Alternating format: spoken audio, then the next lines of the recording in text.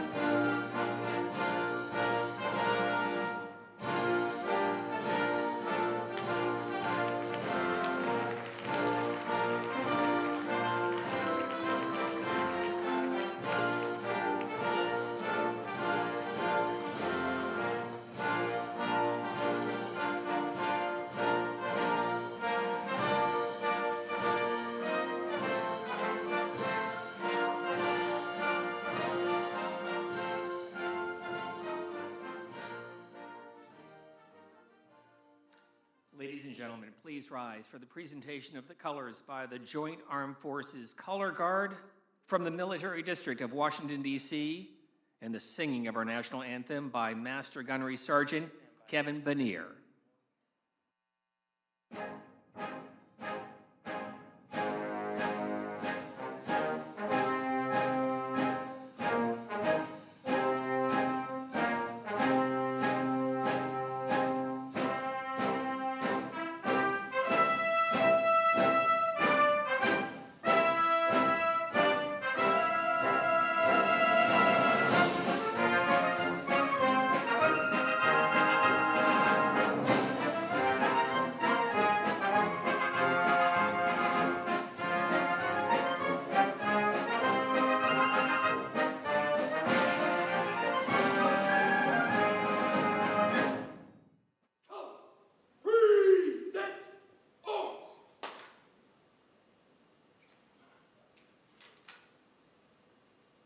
Oh, say, can you see by the dawn's early light what so proudly we hailed at the twilight's last gleaming, whose broad stripes and bright stars through the perilous fight o'er the ramparts we watched were so gallantly streaming, and the rocket's red glare, the bombs bursting in air, gave proof to the night that our flag was still there. Oh, say, does that star-spangled banner yet wave o'er the land of the free and the home of the brave?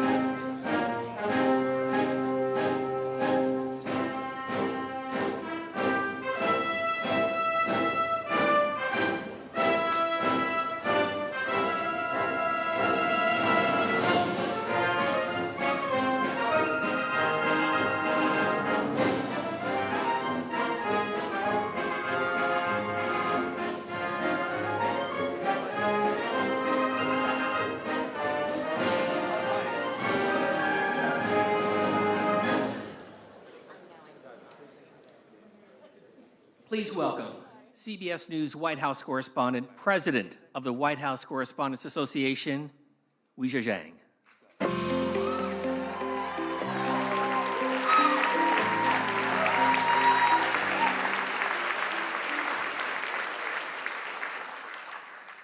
Good evening, everybody. Let's try this again. Because one thing about this press corps is we always have a follow-up. Welcome to the 2026 White House Correspondents Dinner, a tradition spanning more than a century and one we are especially proud to continue tonight. President Trump, thank you. Thank you for being here again. Thank you for all your support as we reschedule this dinner. White House Press Secretary Caroline Leavitt and your team, thank you too. Cabinet members, members of Congress, distinguished guests, welcome. And of course, WHCA members, thank you. Many of you were also with us in April. You came as guests, but within moments, you went to work. Please sit. You shifted into reporters, taking notes, capturing video, streaming live, even as uncertainty and anxiety filled the room. Law enforcement ran toward danger. Administration officials met backstage to gather facts. And Mr. President, you went straight to the podium in the White House briefing room to answer questions from journalists, all of us still in our gowns and tuxedos. That night will go down in history, and so will our response. During that news conference, President Trump said the ballroom was totally unified and that it was a very beautiful thing to see. 3 months later, it still is. Whatever may divide us, we stand together against political violence.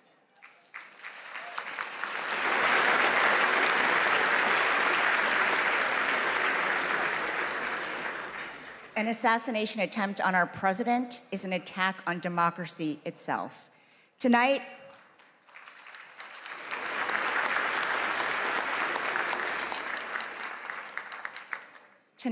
our message is this: we are back. We will not be intimidated. We refuse to let an act of violence have the final word.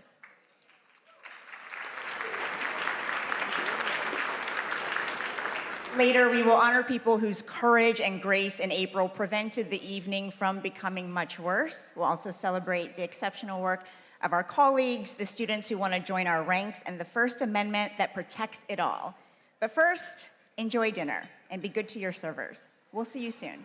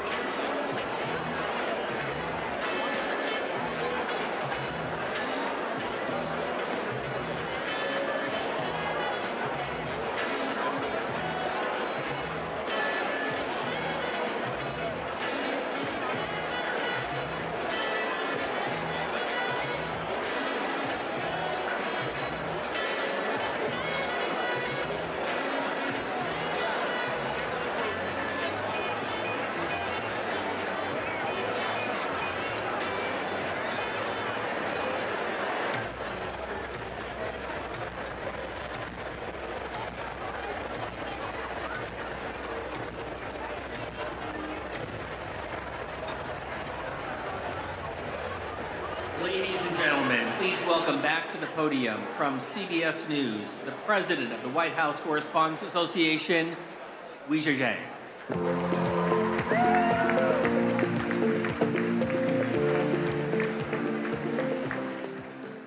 Welcome back to the 2026 White House Correspondents Dinner. I hope everyone enjoyed their meal.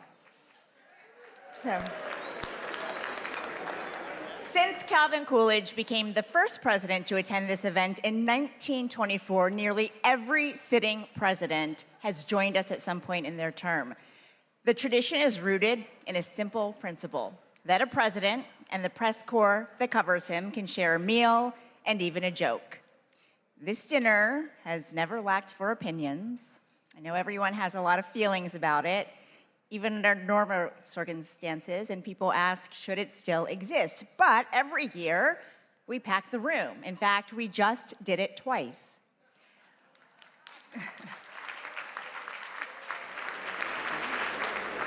Whatever brought you here tonight, this evening is dedicated to the First Amendment and the excellent work of our colleagues and scholars. President Trump, you are joining us tonight for the second time in 3 months, and we don't take that lightly. Thank you.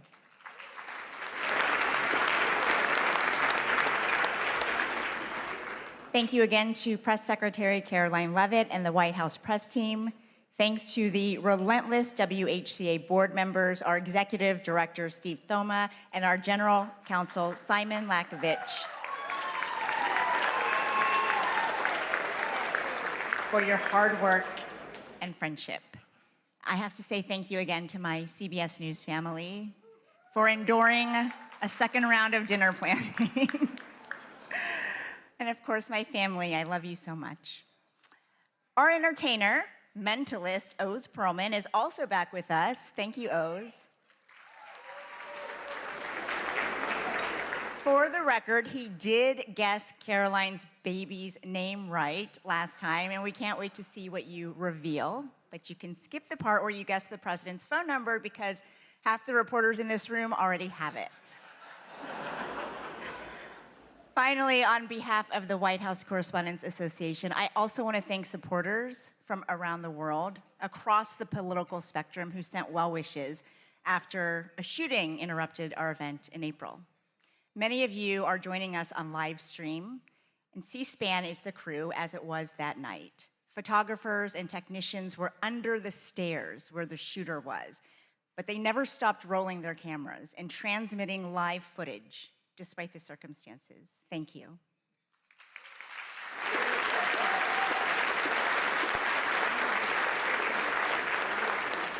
That night tested all of us, but it revealed something worth fighting for. While journalists in the ballroom were gathering facts and getting them to the public, I got a rare glimpse of something few of us ever see in real time. In a holding room, President Trump was huddled with members of his cabinet, asking questions, finding the best way to share the answers with everyone, which is our job description too. I keep coming back to that split screen, not because it was dramatic, but because it quietly proved no matter how complicated or tense the relationship is between the press and the presidency, what we share is far more important than anything else. And that is our duty to serve the American people.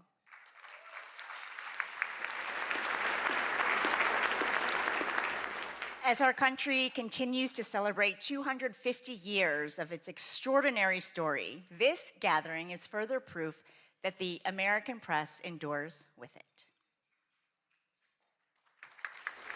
Whose the stripes and bright stars through the perilous fight. The White House Correspondents' Dinner was to be a night celebrating the First Amendment and 250 years of surviving, thriving, and overcoming our nation's many unthinkable challenges. Welcome to the 2026 White House Correspondents' Dinner.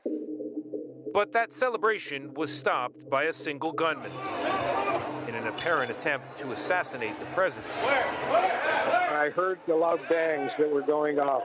It was extremely frightening. I was only a few feet away. We were all told to just get under the tables. And at first, some of the White House officials did too. A whole rush of people started to come up towards the front door. On a night when we are thinking about the freedoms in the First Amendment, we must also think about how fragile they are. And that was very unexpected. The president and the White House press corps proved resilient. This was an event dedicated to freedom of speech that was supposed to bring together members of both parties with members of the press. And in a certain way, it did. So we are together again tonight, proving our resolve and unyielding fortitude. And to celebrate America at 2:50.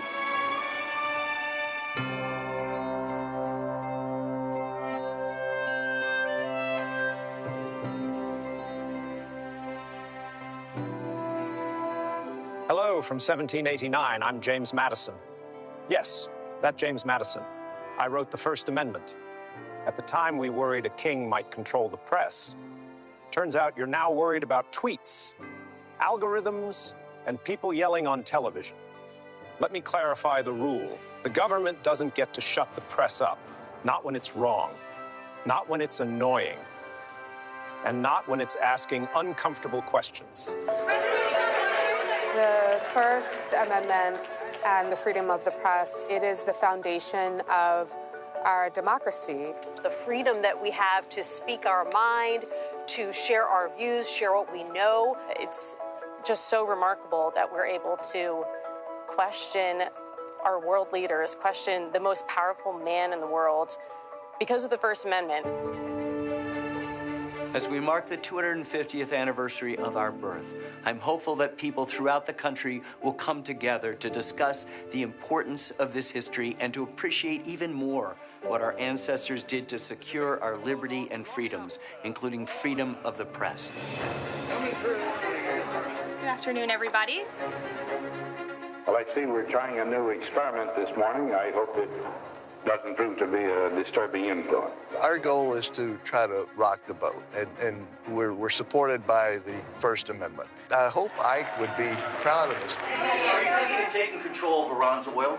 We have a very vigorous group of people representing all different points of view, including a lot of the foreign press. Daqui a pouco, o presidente Donald Trump. I just told them I've got to come over and see the fake news. Let's go. The presidents throughout history have complained about how they're treated in the press. We don't stop the publication of any papers. We don't fine anyone for something they say. And that's okay. That's part of the process. Why are you so confident he'll change his behavior, Mr. President? Yeah, I'm not confident changing behavior. What the hell, what do you do over there? So when did I say I was confident? I don't want to be back at the White House today. It's a young person's game. And I have great admiration for the reporters who are there, because they have a tougher job than I ever had. That's enough. Put down the mic. I must say, today, folks, the reporters at the White House, my hat's off to you. Go ahead, Peter, go ahead. In Jim's defense, I've traveled. Whenever we face pushback from a politician or even from a president, it's not about us as a journalist. It's about the person we're covering. Well, I'm not a big fan of yours either, so I understand. To be honest. So let me ask you a question if I can. Our job is to just keep asking tough questions. Our founders were often distraught about the press, the highly partisan media of their time. Yet Jefferson famously championed a free press, noting that he preferred newspapers without a government to a government without newspapers. That's right. I favored a free press while my predecessor here, John Adams, signed a sedition act that could imprison journalists for saying anything malicious against the government. I ended that unconstitutional law when I took office, and thankfully, it's never returned. Can't blame a guy for trying. So which is it? Are you winding this down or are you escalating I can't tell you. Whenever there's a crisis, that's the time that people tune in. Thank you, Mr. President. Dan Rather with CBS News. The effects of Watergate were beginning to corner President Richard Nixon. If the president thought you were going to ask a question he didn't want to ask, he would try to throw you off balance right at the beginning. Are you running for something?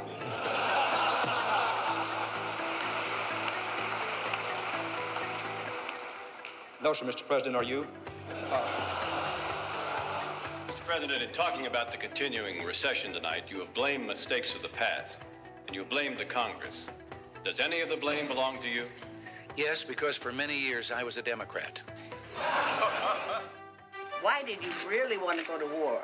When we push them to answer questions on the record, they have an opportunity to explain their reasoning, explain their thinking, explain their goals. Can you tell the country, sir, why you are content with all the fanfare around this deal to leave the conscience of this nation and the strength of this nation unaccounted for in relation to these 4 Americans? The notion that I'm content, Major, that's nonsense.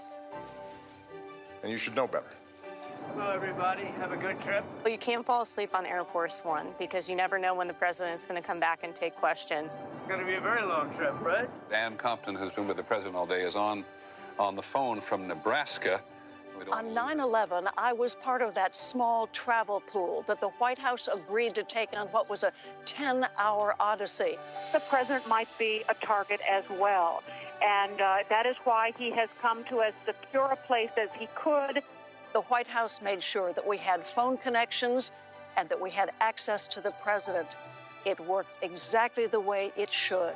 So I dialed President Trump's number, and he picked up, just like anybody else. I just got off the phone with President Trump. It was a roughly 9-minute phone interview. I've covered 5 different presidents. I have never seen one other than Donald Trump who regularly takes phone calls from reporters. New media is massively important to our country. Here's what you missed if you weren't tuned in. We utilize social media to help people understand what we're talking about, breaking it down in digestible ways so that they can understand even the more nuanced news that's going on here at the White House. And today we went through the Rose Garden into the Oval Office. Every single outlet that's at the White House is shaping the national news. All of these outlets have a place here, and all of our audiences deserve to know what's going on in our country and in this White House. I don't think it's unusual for a president to be criticized. That seems to be one of the things that go with the job. As we look back over history, almost without exception, the better presidents at the end of their term have actually thanked the press in the spirit of, you had your job to do, I had my job to do, and that's the way the country goes together. Truth be told, in the greater scheme of things, you are, I hesitate to say this, more essential to that common pursuit than I am. And that's why freedom of the press is and must always be above politics. My friends say, what is it like to deal with the press corps? I said, these are just people that are trying to do the best they possibly can.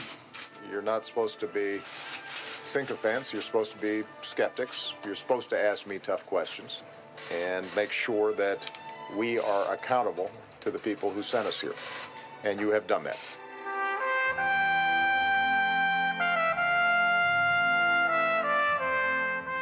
I wonder whether the Founding Fathers might look with delight at the kind of vibrant conversations that Americans today are having in the national media, in social media. It's a very vibrant conversation that has its roots 250 years ago. The noise you experience today, though at times overwhelming, is not necessarily a sign of decay. It may in part be the sound of liberty, exercising itself somewhat chaotically, to be sure. The true danger lies not in a press that is too free, but in one that forgets why it was made free at all. Enjoy the rest of the evening, and thanks for helping us reach 250 years of American democracy. Cheers. Cheers.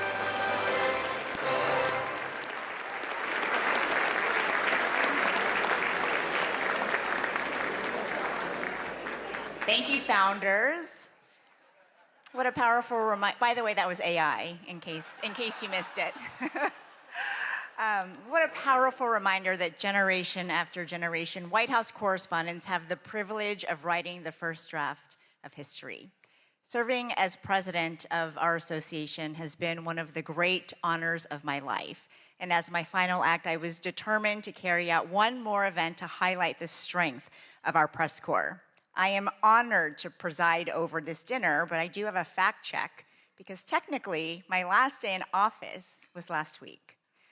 Our next chapter is in amazing hands with one of the fiercest women I have ever known. She is my wonderful friend, my partner in 2026-2027 WHCA President Jackie Heinrich, who I've asked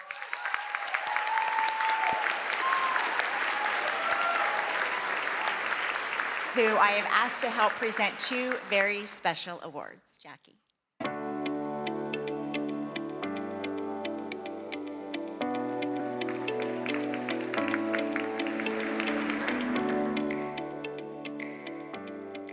Thank you, Weijia, and good evening, everyone. Before anything else, I want to recognize Weijia Jiang for her leadership, her unwavering commitment to this press corps. Weijia, you have really represented this association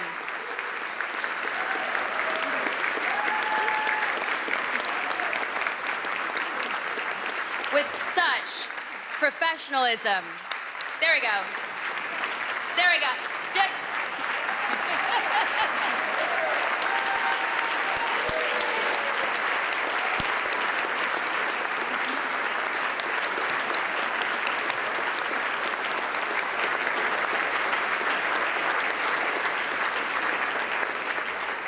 And she has represented this association with such professionalism, integrity, grit, and I am so deeply grateful, not just for your example, but also more so for your friendship. And to our members, I am humbled that you've put your trust in me to lead the White House Correspondents Association for the next year. And I look forward to working alongside all of you as we continue our shared mission, pursuing the facts without fear or favor, and exercising the freedoms protected by the First Amendment in service of the American people. The attempt on President Trump's life last April was a sobering reminder that democracy is not immune to violence, and the freedoms that we cherish can never be taken for granted. Political violence must have no home in America.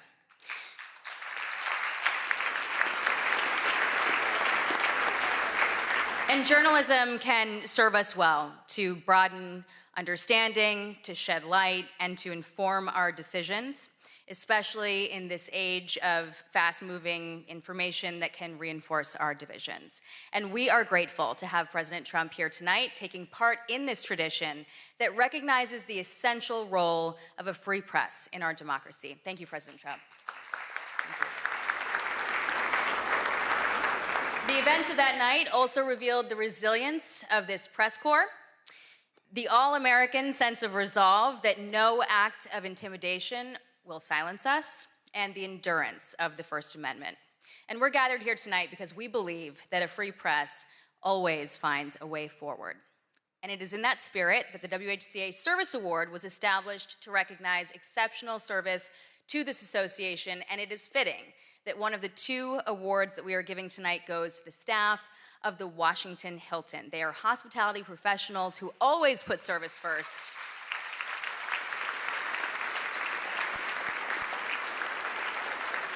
As harrowing events unfolded that night, their courage was on full display. The kitchen workers, the ballroom wait staff remained at their posts. When President Trump urged that the evening should continue, they prepared to serve more than 2,600 guests while they were still processing the shock alongside all of us. And when the Secret Service made the necessary call to postpone the remainder of the program, they immediately pivoted, preserving every unserved meal and donating them to local shelters.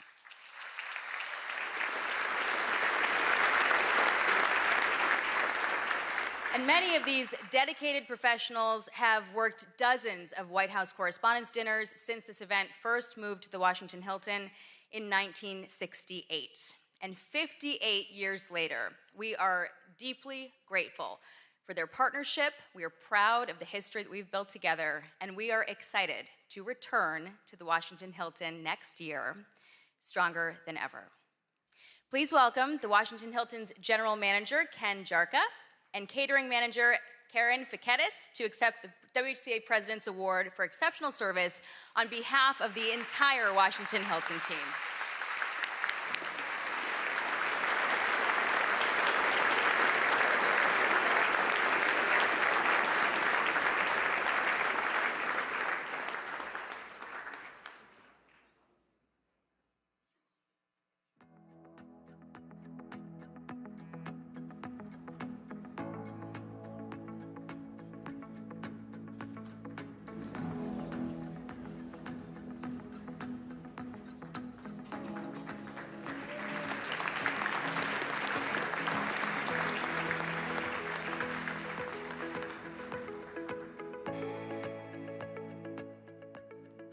Congratulations, and thank you, Jackie.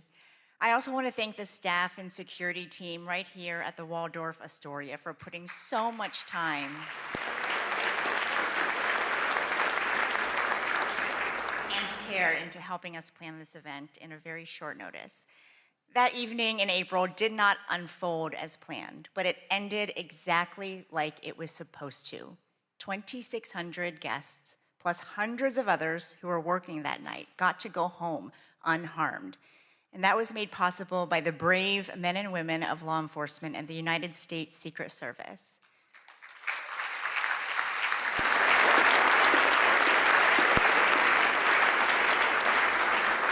On behalf of every person who was inside that ballroom and every family who got to hear their loved ones say, "Don't worry, I'm okay," we thank you. One officer placed himself directly in harm's way and engaged the armed suspect. Even after gunfire struck his protective vest, he stayed in the fight and the attacker was stopped. I know many of us have wondered, what if he hadn't acted in that exact way? What if he had waited a few more seconds? His courage that night reflects the core values of the Secret Service: duty, justice, courage, honesty, and loyalty, and as a commitment to safeguarding his country and community.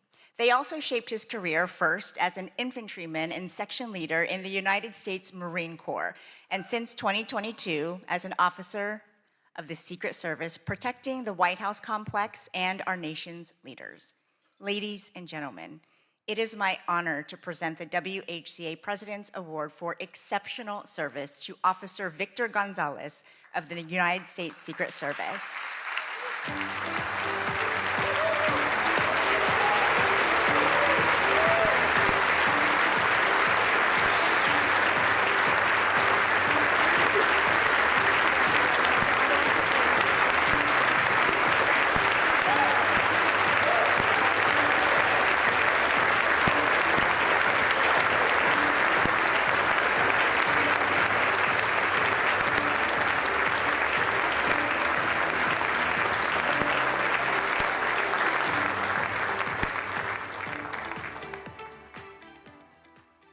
Thank you again, Officer Gonzalez, and to all the law enforcement officials who work around the clock to keep us safe.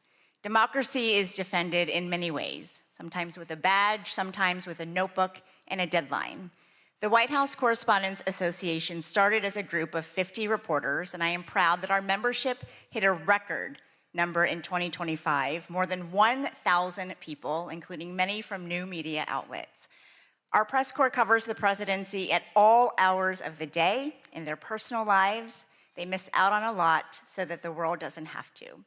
If you're a past WHCA president here tonight, please stand.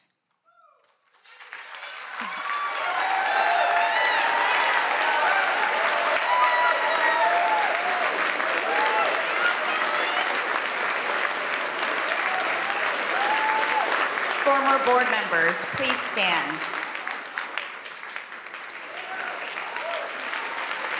Our chief White House correspondents, please stand.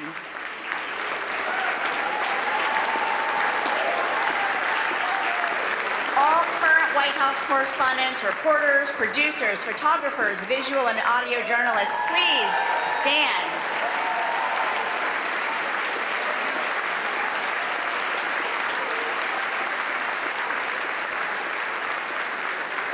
And tonight, I also want to salute our colleagues in the Pentagon Press Corps. Your work is invaluable, especially as our nation is at war. Please stand.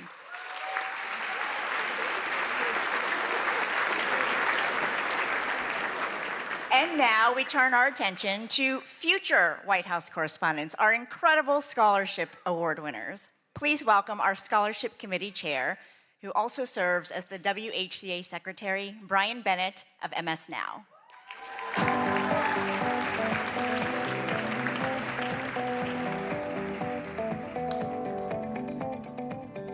Hello, everybody.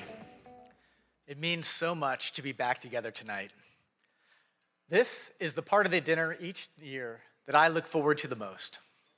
We have an incredible group of young journalists with us who are the recipients of this year's White House Correspondents Association scholarships. Since 1991, the WHCA has awarded scholarships to hundreds of journalism students.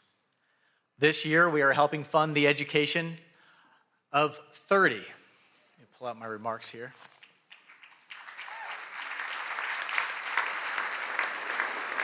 30 students from 16 colleges and universities. They are from schools all over the country: Arizona, California, Illinois, Iowa, Maryland, Missouri, New Jersey, New York, Ohio, Puerto Rico, Tennessee, Virginia, Washington, D.C. We have important partners who extend the reach of our giving, and you all are a part of that. The WHCA and our partners went to great lengths to make sure as many of our scholars as possible could be here tonight with us. And I'm happy to say that 26 out of the 30 of them were able to return for the second dinner.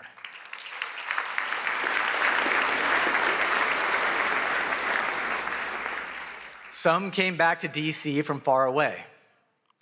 Many were already here in Washington for the summer for journalism internships. When the April dinner was interrupted by the shooting, a lot of the scholars did what journalists do in dangerous situations. They started reporting, and they reported for their college newspapers. They are already showing their commitment to the work that we are all here to celebrate. Our dinner is the primary fundraiser for our association and our scholarships, and because of that generosity, we were able to increase the amount of several scholarships this year. Thank you for being a part of this and supporting this work.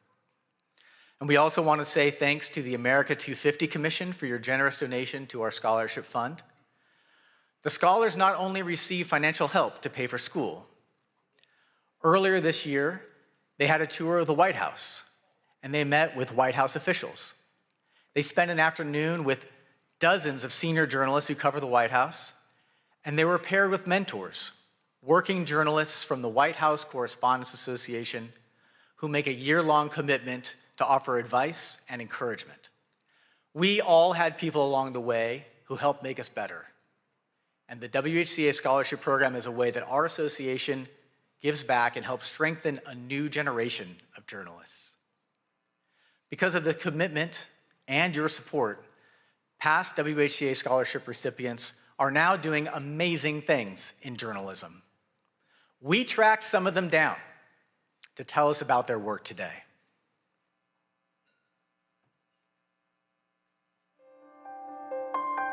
Being a White House Correspondents Association scholar opened up a new world for me. Being a scholar meant that I could have the financial freedom to do what I wanted. Being a WHCA scholar gave me access to so many mentors and a world of opportunities here in Washington, D.C. It gave me the chance to connect with other journalists, other members of the association. Journalism is important, and especially here at the White House, where every day, every hour, every minute even matters.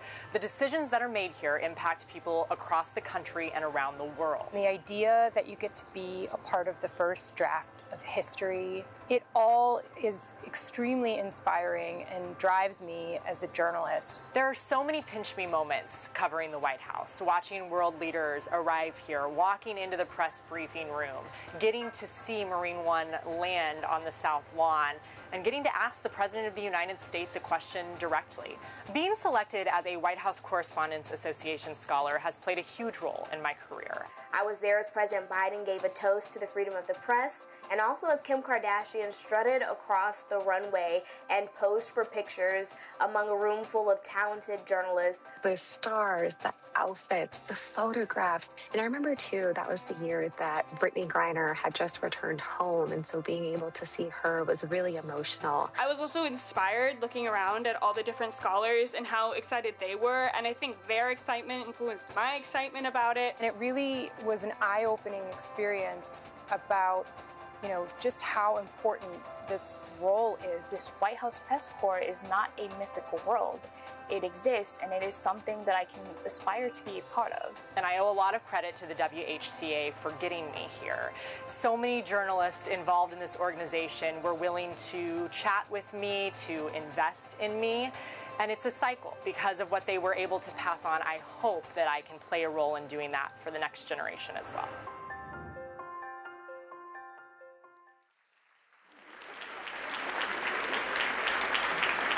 I can tell you, this year's scholarship recipients are also really impressive. And they're all sitting right over there. Let's meet them.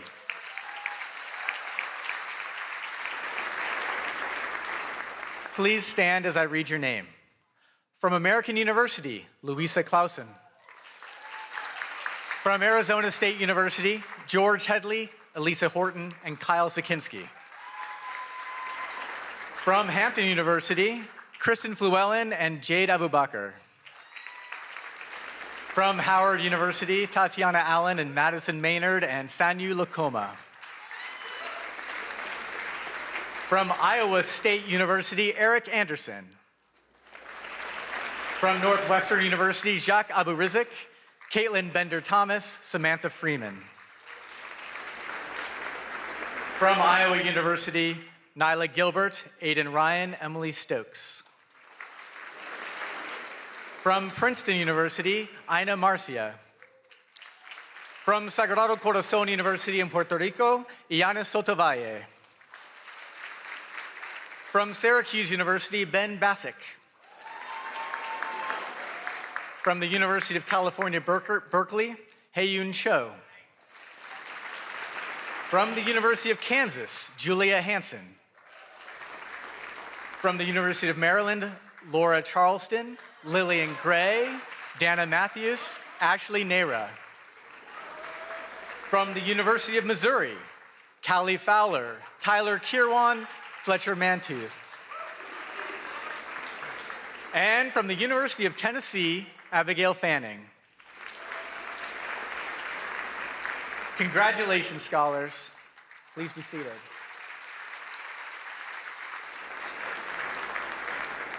There's one more scholarship that requires special attention. This year, we've added a new scholarship at New York University that has been named in honor of the legendary CBS News White House correspondent, Mark Knoller.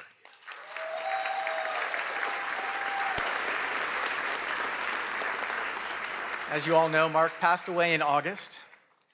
And if you needed to know how many times the president had been to Camp David, or went on vacation, or played golf, Mark Knoller always had the facts. And he was always willing to share. To remember Mark and to commemorate the new WHCA scholarship at his alma mater, NYU, here is a tribute put together by his friend and CBS News chief correspondent, Major Garrett. I'm Mark Knoller, CBS News, and you could say that I'm kind of the CBS News numbers man at the White House. You could say that, but that's less than half the story. Can you justify your role? Mark did keep a log of presidential actions, everything from speeches and press conferences to vacations and foreign trips. By my count, President Obama had 65 domestic trips in 2010, spanning 104 days. Knoller's numbers were so precise, White House aides used them to backfill or correct their own records. Historians and journalists came to rely on Knoller's database, which he never hoarded, always shared. Knoller. Mark Knoller. Knoller considered that database the heartbeat of the presidency. To understand and cover a president, you had to know and remember all of a president's actions. President Obama does like to play golf. Since taking office, he has played golf 57 times. I'll be glad to answer a couple of questions. Mark Knoller, are you with us? You bet. Those who watched Knoller work were left in awe. Every White House reporter logs long hours. None logged as many as Knoller. I'm one of those lucky people that gets to work at something he loves doing, And so I really don't feel as though I'm sacrificing anything, spending long days here. Prolific and accurate reporting mark Knoller's hallmarks, which serve the presidency and the nation well.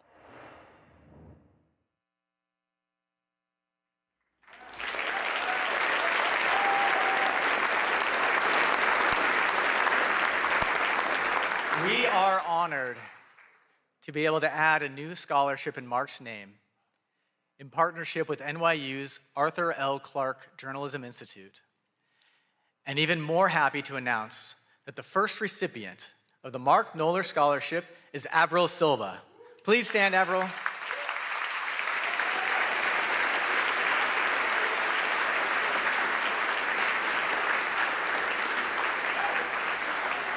Ladies and gentlemen, this year's WHCA Scholarship students. When you see them tonight, offer them advice and offer them jobs. Many of them are already doing amazing journalism. They're all superstars. Thank you very much.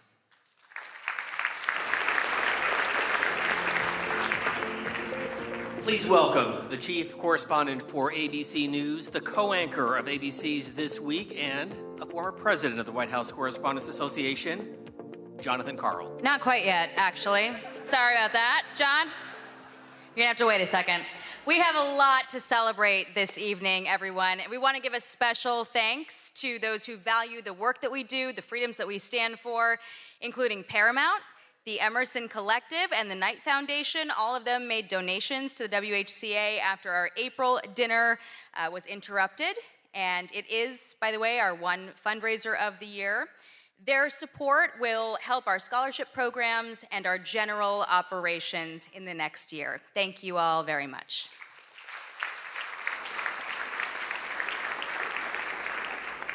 All right, now it is my pleasure to introduce two former White House correspondents who have served this association with distinction. They exemplify excellence in our field. They will help us recognize tonight's award winners.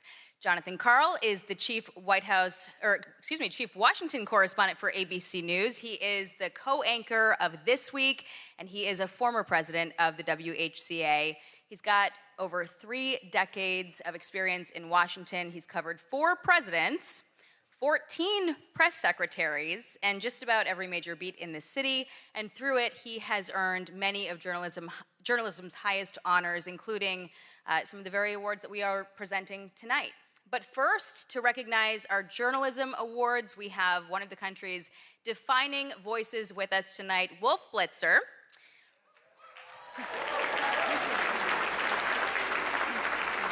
Wolf is CNN's lead political anchor. He's the host of The Situation Room, and he's been a staple of CNN's political coverage since 1990, earning a reputation for steady, authoritative reporting on some of the most consequential moments in modern history, and earning multiple Emmy Awards himself for his distinguished career. Please welcome me in joining Wolf to the stage.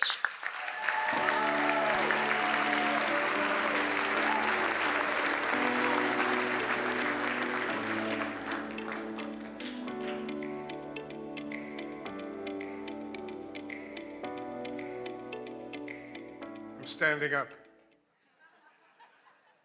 Thank you very much for that really nice introduction. I'm so grateful, I'm so honored to be with all of you this evening. Each year, a panel of independent judges review dozens of entries for the 5 major WHCA Journalism Awards. And it's my honor tonight to announce this year's winners. And I'd like to point out that this is really a special night for me. I don't know if many of you were at the first White House Correspondents Association dinner in April, but for me, it was very memorable indeed. And I can report this time, after the first course, I did not go to the men's room.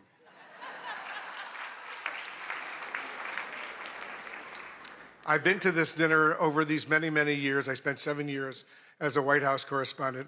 And I just want to remember with real excitement and passion who often came with me to these dinners over these many years. And that was the man who hired me at CNN, the man who created CNN, the late Ted Turner, who recently passed away. And he was a not only a mentor and a good friend, but he loved journalism. When he hired me, he said, remember, Wolf, we're the cable news, capital N, capital E, capital W, capital S network. This is where the news comes first, and don't forget that. Forget about your own personal opinions. Just report the news fairly and accurately, and if you can, do it first. And that's what I've been trying to do over all of these years. So let's remember Ted Turner, what he did for not just for CNN, but for CNN and all of the news organizations over these many, many years. The Aldo Beckman Award for Overall Excellence in White House Coverage, named for the late Chicago Tribune correspondent and former association president Aldo Beckman, goes to, and let's give him a big round of applause, Josh Dawsey of the Wall Street Journal.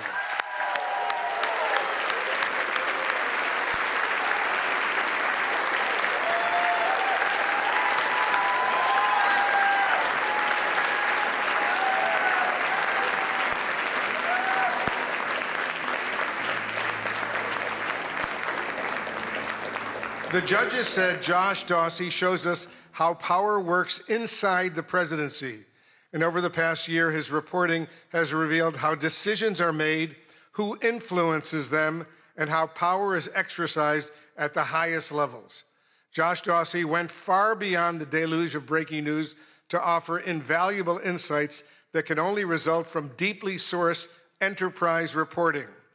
In the tradition of Aldo Beckman, he exemplifies integrity, persistence, and a steadfast commitment to holding power to account. Ladies and gentlemen, the WHCA is pleased to give the Aldo Beckman Award to Josh Dawsey.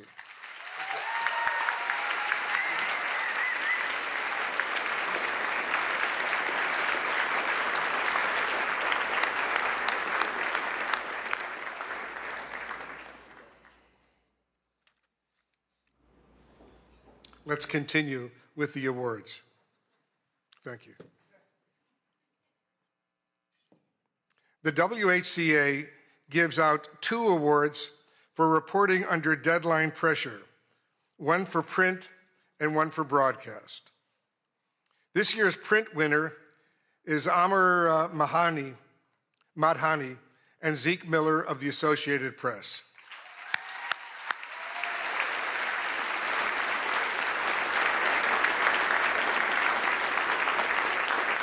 When sources leaked that Trump administration officials were attempting to purge the National Security Council of staff deemed not sufficiently aligned with the president's agenda, Madhani and Miller quickly moved to verify the claim.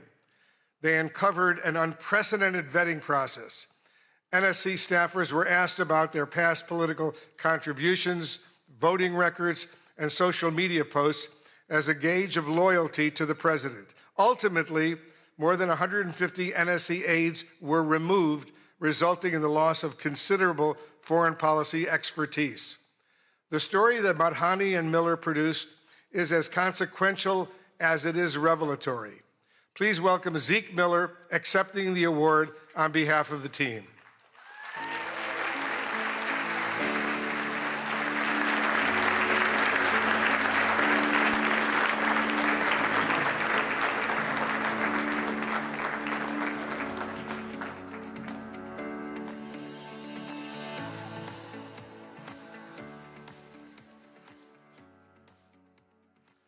Now the Broadcast Award for Excellence Under Deadline Pressure.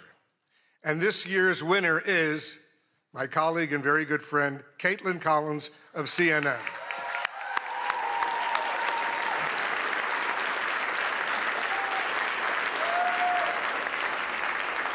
Reporting by CNN's Caitlin Collins on a historic showdown in the Oval Office between President Trump and Ukrainian President Zelensky launched a memorable day of nonstop insight and analysis, including her exclusive interview with the Secretary of State, Marco Rubio. Judges were awed by the depth of knowledge, access, and context that Caitlin brought to coverage of a meeting that unraveled before the world's eyes. The WHCA is pleased to honor the deadline reporting of CNN's Caitlin Collins.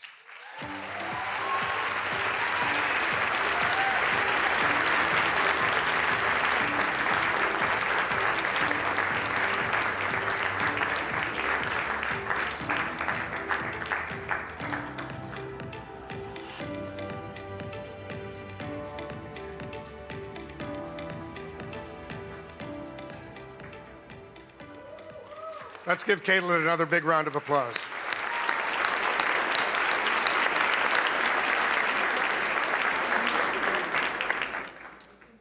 And now the award for excellence in presidential news coverage by visual journalists.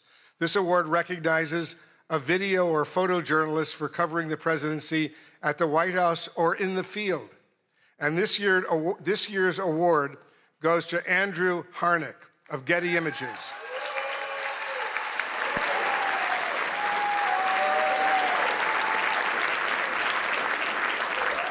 He captured the moment an Oval Office visitor collapsed during an event.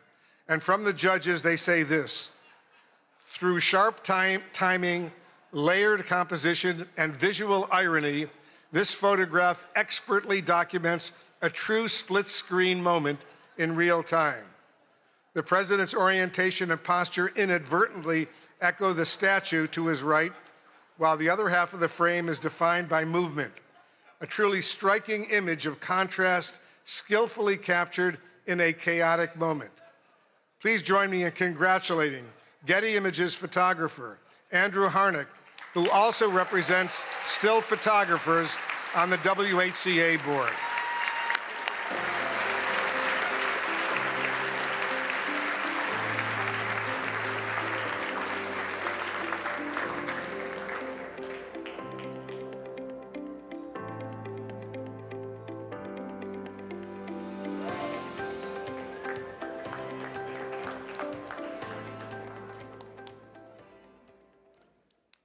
There are more.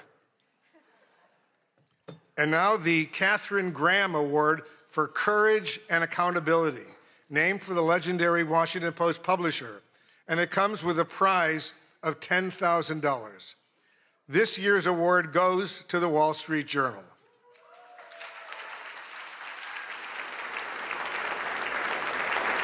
The Journal's courageous reporting on President Trump's past relationship with financier Jeffrey Epstein triggered the release of the so-called Epstein files, thousands of documents that might otherwise have remained hidden from the public. And despite the president's threat of a lawsuit, the Journal published a story about a provocative letter to Epstein bearing President Trump's signature. Trump quickly filed a $20 billion lawsuit against the Journal, revealing reporter Khadija Safdar's home address. Her family had to be relocated. The Journal was kicked off of Air Force One, but the reporters continue to file revelatory stories.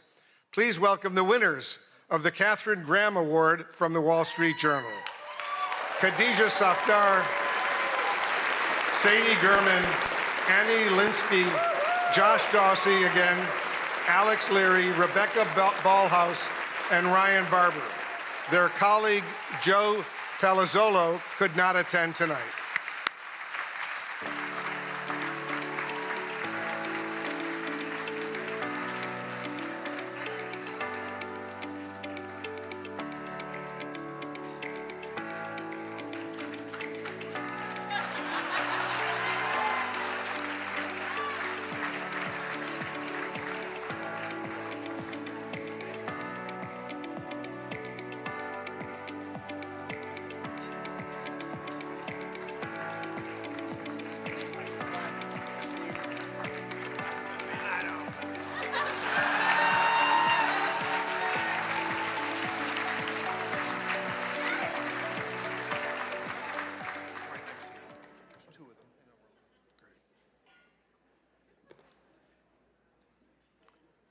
The Collier Prize for State Government Accountability is presented by the University of Florida College of Journalism and Communications. And this is the award's 7th year at dinner, and it comes with a check for $25,000. It's a lot of money. This year's award goes to Care 11 in Minneapolis for its investigation, Housing Hustle. The investigation exposed a massive organized fraud scheme within Minnesota's Housing Stabilization Services Program, a Medicaid-funded safety net meant to help people with disabilities and those facing homelessness find and keep housing. Reporter A.J. Legault uncovered ethical and oversight breaches at the highest levels. The investigation drove sweeping state reforms and waves of federal probes and charges, said one Collier juror. KARE 11's rigorous and piercing investigation of Medicare fraud had undeniable impact, including the suspension of more than 130 companies from the ability to bill Medicaid, the state terminating the HSS program, the firing of the state official in charge, federal raids, subpoenas, indictments, and convictions, and enhanced screening, oversight, and suspension powers for regulators. Here to accept the award from KARE 11, our reporter A.J. Legault and producer Gary Knox.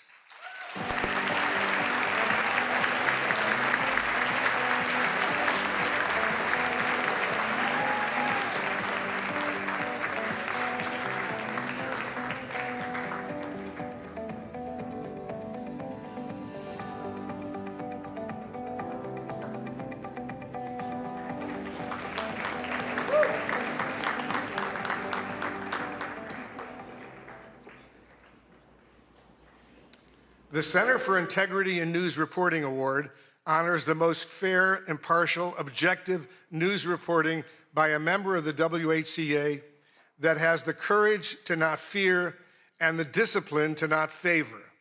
It's sponsored and administered by the Arkansas-based Center for Integrity in News Reporting and comes with a prize of $25,000.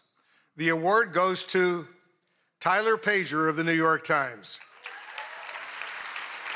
The judges said that in his coverage of the first year of President Trump's second term, Pager demonstrates a disciplined, even-handed approach across a wide range of subjects, including supporters and donors, foreign policy, the Justice Department, and energy. The stories take readers inside consequential presidential decisions while presenting the facts. The work is deeply sourced and carefully verified, reflecting a clear dedication to getting it right without bias. Taken together, this body of work stands as a strong example of fair, impartial, and objective journalism, precisely the standard this award is intended to honor. Let's hear it one more time for this year's winners. Ladies and gentlemen, thank you so much.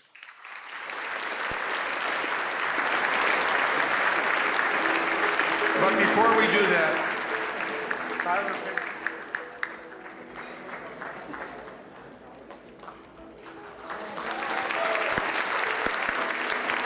let's give him another huge round of applause.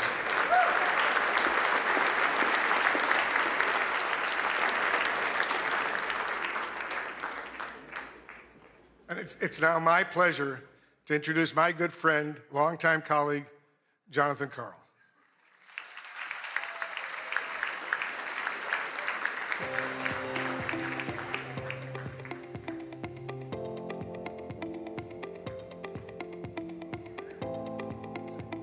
All right, the final award of the evening.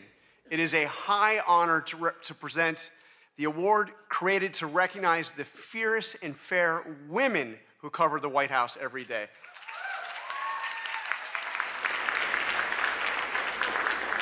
But first, I just want to give a big thank you to Weijia Jiang. Weijia, your leadership was steady when steadiness was in short supply. You refused to let an act of violence take this dinner away from us. And because of you, it has gone on. You insisted that happen. Thank you. Awesome, courageous.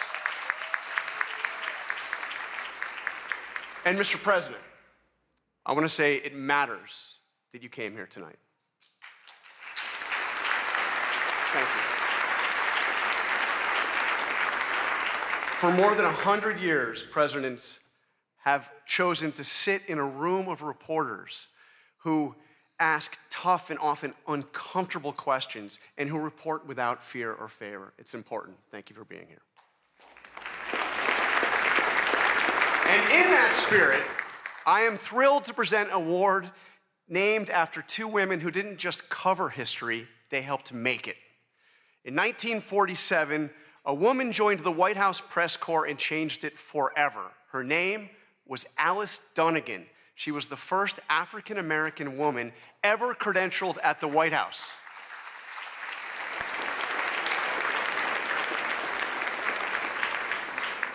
And just a few years later, she was joined by Ethel Payne, and together they looked the most powerful man in the world in the eye and demanded answers about civil rights for Black Americans. President Eisenhower didn't always welcome those questions, but Alice and Ethel kept going and kept showing up, and they kept asking. The WHCA Dunnigan Payne Award for Lifetime Achievement exists to honor their legacy and to recognize journalists who followed in their footsteps by breaking barriers for future generations. So tonight, it is a privilege to present the award to two women who did exactly that. In a field long dominated by men, Melissa Young and Susan Walsh each built extraordinary careers as photojournalists, not by waiting for doors to be open, but by bursting through them again and again for decades. Melissa Young, this one I know very well, she worked at ABC News for 44 years.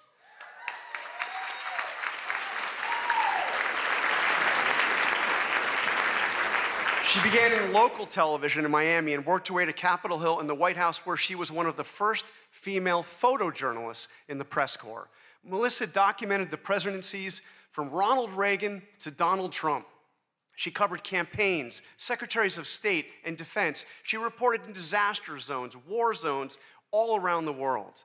I worked side by side with Melissa for about half of those years, and I traveled to more than a dozen countries with her. I'm not going to mention the time I was briefly detained because that was on Capitol Hill and she came to my rescue. That kind of person. True. She's tireless and professional and a lot of fun to be around. She did it all with persistence, resilience, and quiet determination, retiring just last year. Susan Walsh, her career was built on anything but luck. When a promised job fell through after a college internship, she called the AP's Boston bureau every single day for 3 weeks, just saying, "Give me a shot, will you?" Well, finally, they did just that. She came in, she said yes to every assignment. She worked her way up. She got to cover Super Bowls, Boston marathons, 5 Olympic Games. She transferred to Washington in 1997. And from there, she went on to photograph every US president from Jimmy Carter to President Trump, traveling the world as part of the White House press corps. In 1999, she was part of the AP team that was awarded the Pulitzer Prize for feature photography for her coverage of President Clinton's impeachment. She also served as the White House News Photographers Association, fighting for press access at every turn. Susan also retired just last year and traded the briefing room in for the ice rink, where she now plays hockey with her son. She's pretty good. Alice Dunnigan and Ethel Payne showed us what it looks like to refuse to be pushed aside so that they could keep bearing witness to what matters most. Melissa Young and Susan Walsh spent their careers doing exactly that. Two women, 80 years of combined service, and a legacy that honors everything this award stands for.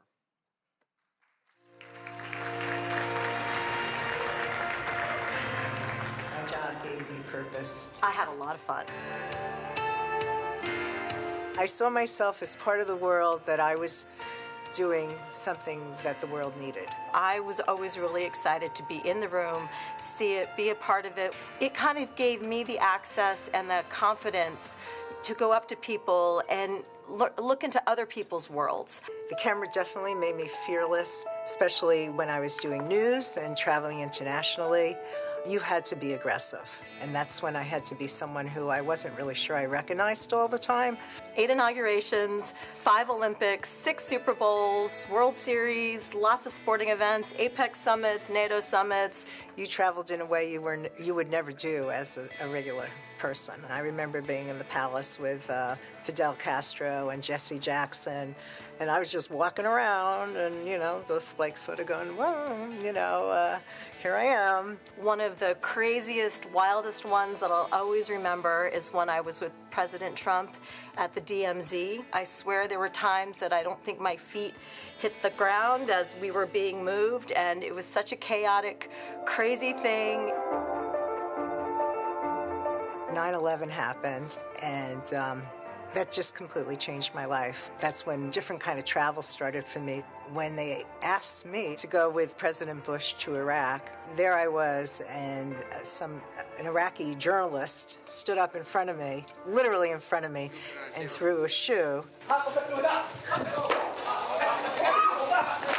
Secret Service jumped on him. I was right behind him. I remember trying to hold on to my tripod so I can keep shooting. And then when it was finally over, they rushed us into a room to do an interview with the president. I think I started to see that what I did was really important. I was traveling overseas with Jill Biden, and we slowly went into Ukraine, get the picture of First Lady Biden meeting Mrs. Zelensky, and for all of I love you guys, my writer friends, but for all you writer friends who didn't want to give me a spot in the van, my picture ended up on the front page everywhere, and your stories got bumped inside.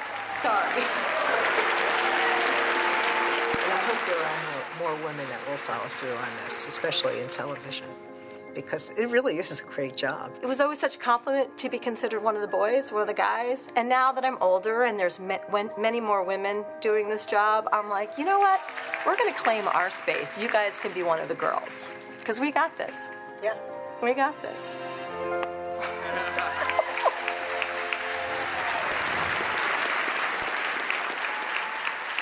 All right, please join me in welcoming Susan and Melissa to the stage.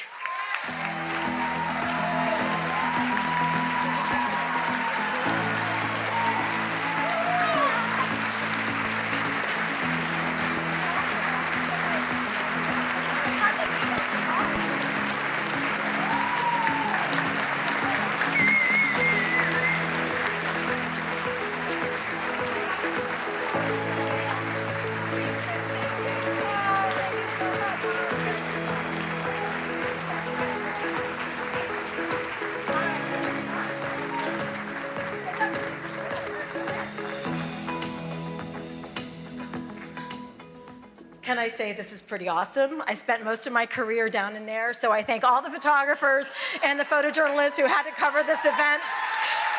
So it's really pretty cool to be up here and just kind of be a guest tonight. But they were gracious enough to give me an opportunity to say some things, so I'd like to say some things. First, Weijia, Jackie, and the entire Correspondents Board, I just want to thank you guys so much for selecting me this year, me and Melissa. I hope not to get emotional here.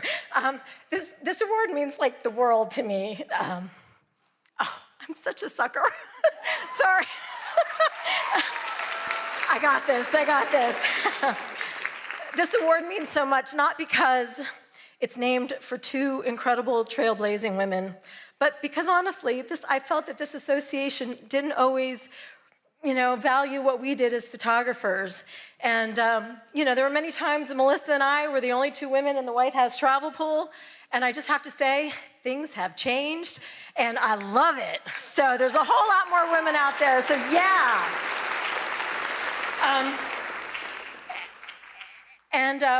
I do have a couple of shout-outs. I have to thank the Associated Press for giving a chance to a young photographer so many years ago. I truly hope I made you proud. To my son, Johnny, oh gosh, I practiced this and I was okay. To my son, Johnny, who's here tonight, thank you for putting up with your mom's crazy work schedule. I love you. And yes.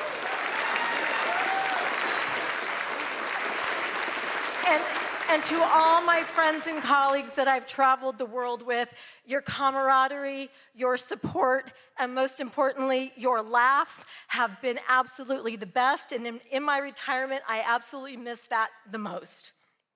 So thank you for all of that.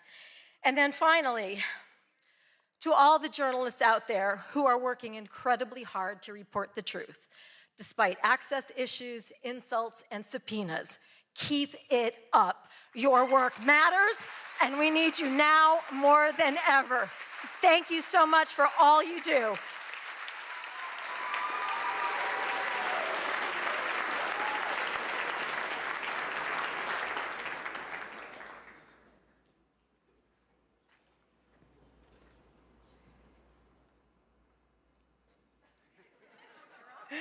ABC has been breaking barriers since its start. Innovation is in our DNA, and being part of this work has always been my goal.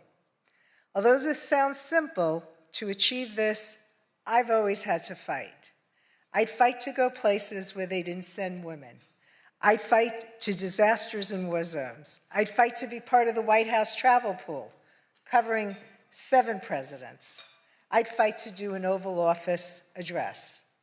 And on a personal level, I'd fight to have a family while keeping my 24/7 job.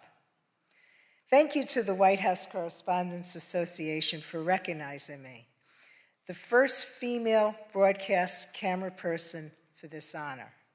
I am so proud to receive this award for a lifetime of breaking barriers.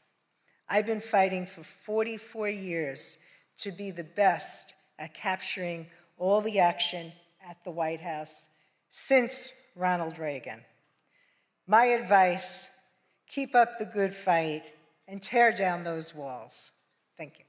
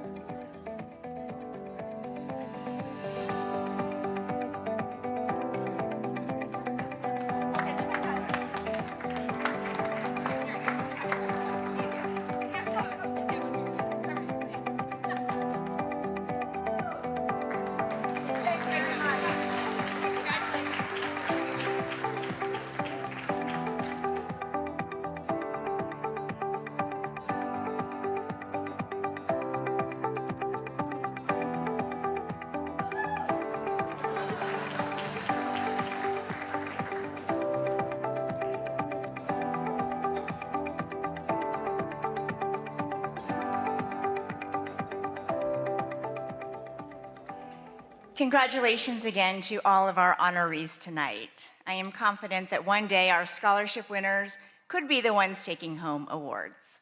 After all, not that long ago, we were you. Young people passionate about journalism and determined to make it work.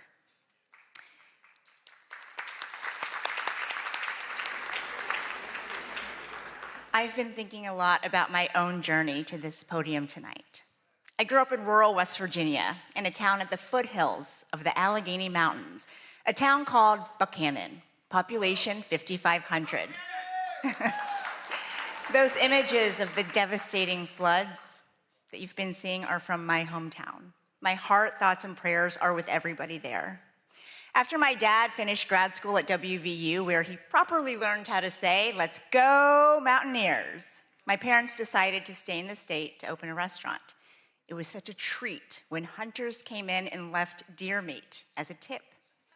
On Sundays after church, families packed into the dining room, all dressed up. My mom learned every customer's name, their favorite dishes. I worked the cash register, topped off glasses of sweet tea, and did my homework in the corner booth. A day like that seemed ordinary at the time. Looking back, to think that days like that could be considered ordinary is the most powerful reminder of how extraordinary America is. My dad came to the US as a student with just $67, or as Frankie might say, 6-7. My mom holding a small suitcase in one hand and a toddler, me, with the other. Yet they built a new life, a successful business, and a real future. Our Chinese restaurant was the first in my town. Of those 5,500 residents, the Chinese American population of Buchanan was 3, my mom, my dad, and me. Growing up there was not always easy. Most folks had never laid eyes on people who looked like my family, but far more often than not, the community was welcoming and generous. Turns out deer meat is great in a stir fry. In Mandarin, the word for America is 美国. It literally means beautiful country, and I love that. America the Beautiful was never only about her landscapes or landmarks. It has always been about the promise that no matter where you come from, you get a shot at chasing your dreams. My dreams began right there in that family restaurant. A small TV in the back was often turned to the news, my dad's go-to for learning more English. In the middle of dinner service, it was the CBS Evening News, anchored by Dan Rather and Connie Chung. I was hooked. In middle school, I won a contest to be a student reporter for a national news show called Channel 1. And when a local news crew came to cover it, they learned just how big my dreams really were. I hope to be the next Connie Chung and better. That's kind of hard, but that's my goal. And so I'm going to work very hard at trying to be a broadcast journalist.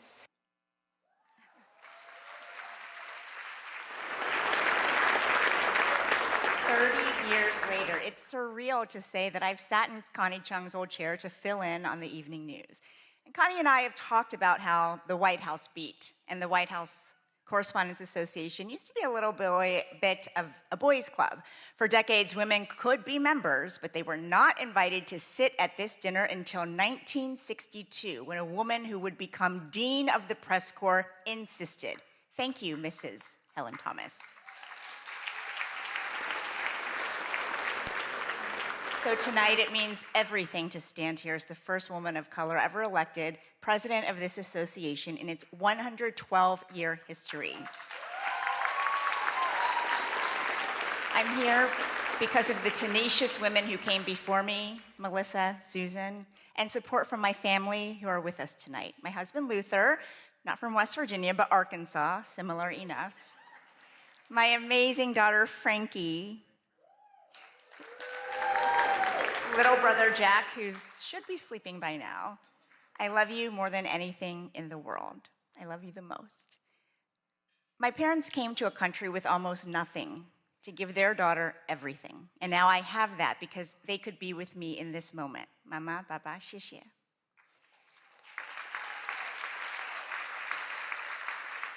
And sitting with them, my middle school video production teacher, Mrs. Diane Williams, who spent countless hours on my submission for that contest that changed my life.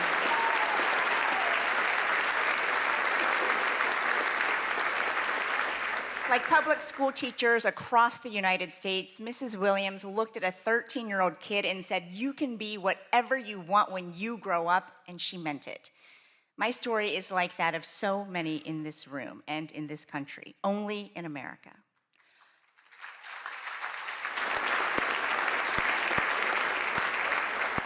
Only in America could a little girl born in China and raised in Appalachian coal country make her way to the Oval Office to ask questions of the President of the United States.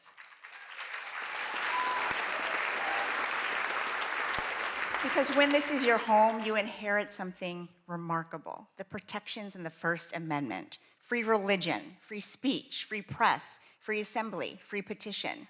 This fundamental right belongs to everyone. And that's exactly who the founders were thinking about when they protected a free press. Everyone, all Americans. They were not thinking about reporters. A free press is not a favor to journalists because we're special. We are not special.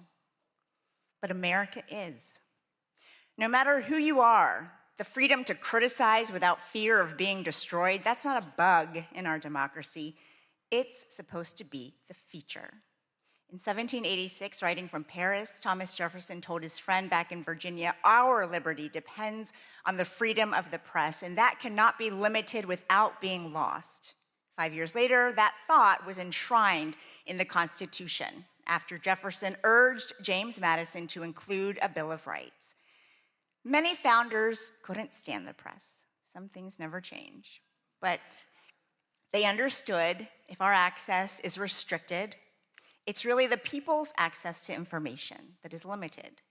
If the media faces government pressure or censorship, it's the people who end up knowing less. That was true then, and it's true now. But having press freedom comes with a tremendous responsibility. We can't demand accountability without practicing it. Criticism of the media can be unfair. It can also be legitimate. We get a lot right, but sometimes we get things wrong. We mistake proximity to power for understanding it. And at times, we get trapped in our own bubbles. There is a difference, though, an existential difference between criticizing the press and trying to undermine it.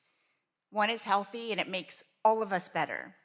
The other is exactly what the founders hoped to prevent. Around the world, press freedom is not guaranteed. In many countries, reporters who criticize the government are detained without trial, their stories erased. In the worst cases, they never make it home.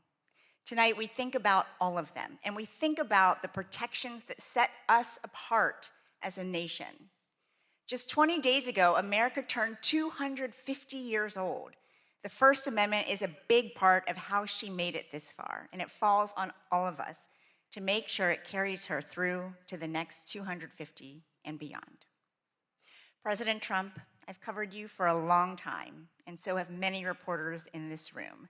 When we ask questions, you push back, you give us answers, and we push back. You have always been a deal guy. Well, that's the deal. And the First Amendment is a done deal. And that's what we toast tonight, the freedoms that brought us back together even after they were threatened. So let's raise a glass to what makes ours a beautiful country.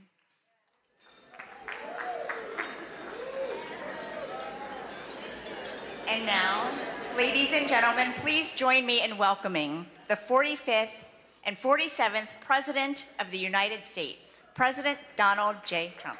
And I'm proud to be an American, where at least I know I'm free. And I won't forget the men who died, who gave that right to me. And I gladly stand up next to you and defend her still today. 'Cause there ain't no doubt I love this land. God bless the USA. Wow, that was very beautiful, but this has not been an easy evening, all these awards. Do I have a say in those awards, all those awards? But it's great to be back at a place that I know very well because I built it. And I'm very proud of it because I built it for $2.9 billion less than the Federal Reserve building, which is a lot smaller, by the way. Figure that one out. But I am delighted to be here at the White House Correspondents Dinner. Amazing people, a lot of people that I like. Some I don't like at all. But I respect most of them, I must say that. You do a great job, amazing job, and it's an honor. As I said 3 months ago, the show must go on. We were backstage, and we both wanted to just have it go on, whether it was 2 o'clock, 3 o'clock in the morning, it didn't matter. But in the end, it made more sense to do it the way we're doing it. And we had a great news conference at the White House, in a very important room. And you did very well. I think we all did very well. It was a hell of an evening, I can tell you that. Won't soon be forgotten. And I think a lot was learned from that evening. A tremendous amount was learned about security and about other things, the dangers of what we all do. But just like my presidency, the second time is always better. It's always better. And the third time will be better yet. I'm only kidding. From the earliest moments after the attack on our dinner last April, I knew we had to reschedule this event as soon as possible. We had to do it very quickly, and we met very quickly, and we figured something out. But the attempted mass murder at the Washington Hilton, that's what it could have been, was an assault on our democracy itself. Very serious situation.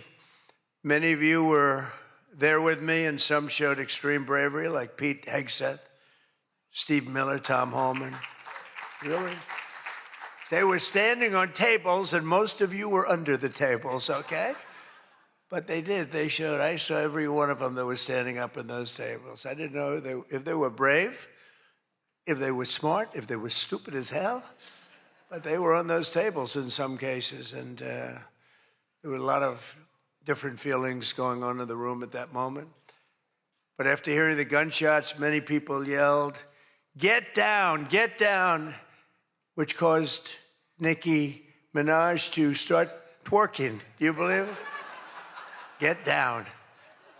She's the only one that really understood what that meant. It's quite an evening. But tonight we come back together to answer that heinous attack with unwavering resolve. And every one of us here this evening to show that in America we do not yield to political violence. We can't do that. Can't do it. So in this country, we believe in freedom of speech. We settle our differences not with bullets, but with open and vigorous debate. And no deranged loser with a gun will ever change that. We can't let that ever happen. There are a lot of very dangerous people out there. We can't let it happen. I want to begin by expressing our gratitude to the incredible men and women who put their lives on the line every day to protect my family and myself, all presidents, and lots of others. That's the United States Secret Service. So I appreciate it very much. And Sean and the whole group. Amazing job. Amazing job. In recent months, they've repeatedly responded to threats with speed and professionalism and extraordinary courage. And there is no better example of that than Officer Victor Gonzalez, who we just met. It was amazing. What he did was amazing. When the would-be assassin charged the checkpoint at speed, he was fast.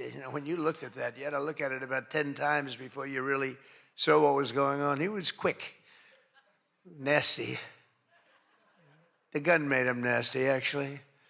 But Officer Gonzalez engaged the attacker without hesitation and took a bullet to the chest after his ballistic vest, fortunately, was on, saved his life. And Victor did not even want to go to the hospital for a checkup. We insisted, really, we wanted him to do it. We insisted, but he didn't want to go. So to Officer Gonzalez, Secret Service, Metropolitan Police, law enforcement generally, and even all of the military surround us in the room tonight, we salute you and we thank you with all of our hearts. Thank you very much. Great job. Great job. Great job.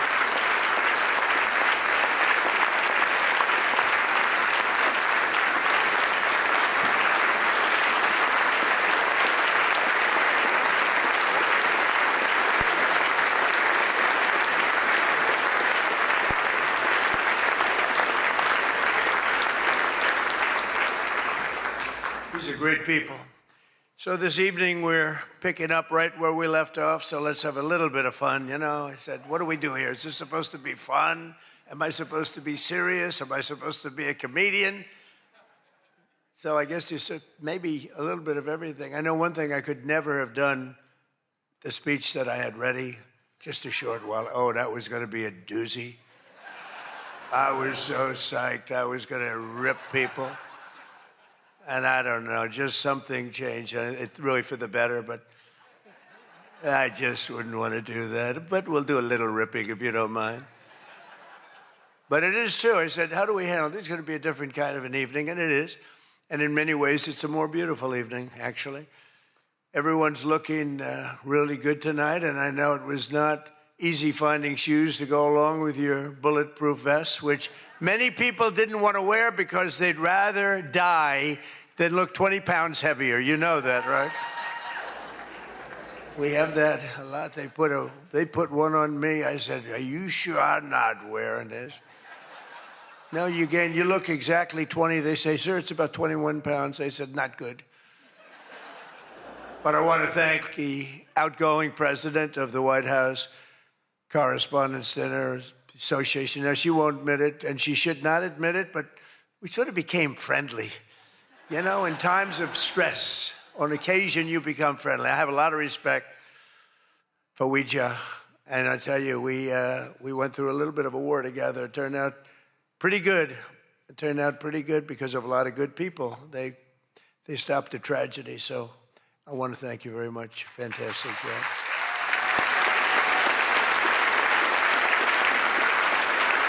And Weijia worked extremely hard to ensure this dinner was rescheduled, and we want to just thank her family. I just met her parents, her children, her husband. What a perfect family.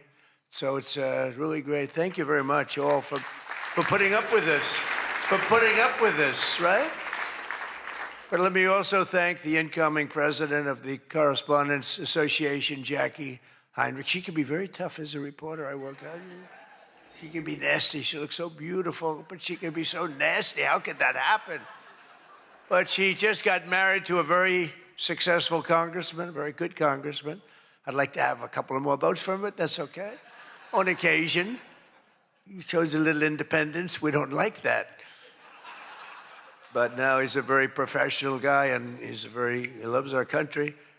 But that's a big thing. I just see what takes place. We're talking about what takes place to be in the position that you're leaving and that Jackie's coming into. And it's a lot of work, a lot of friendships, a lot of talent. And so, Jackie, congratulations.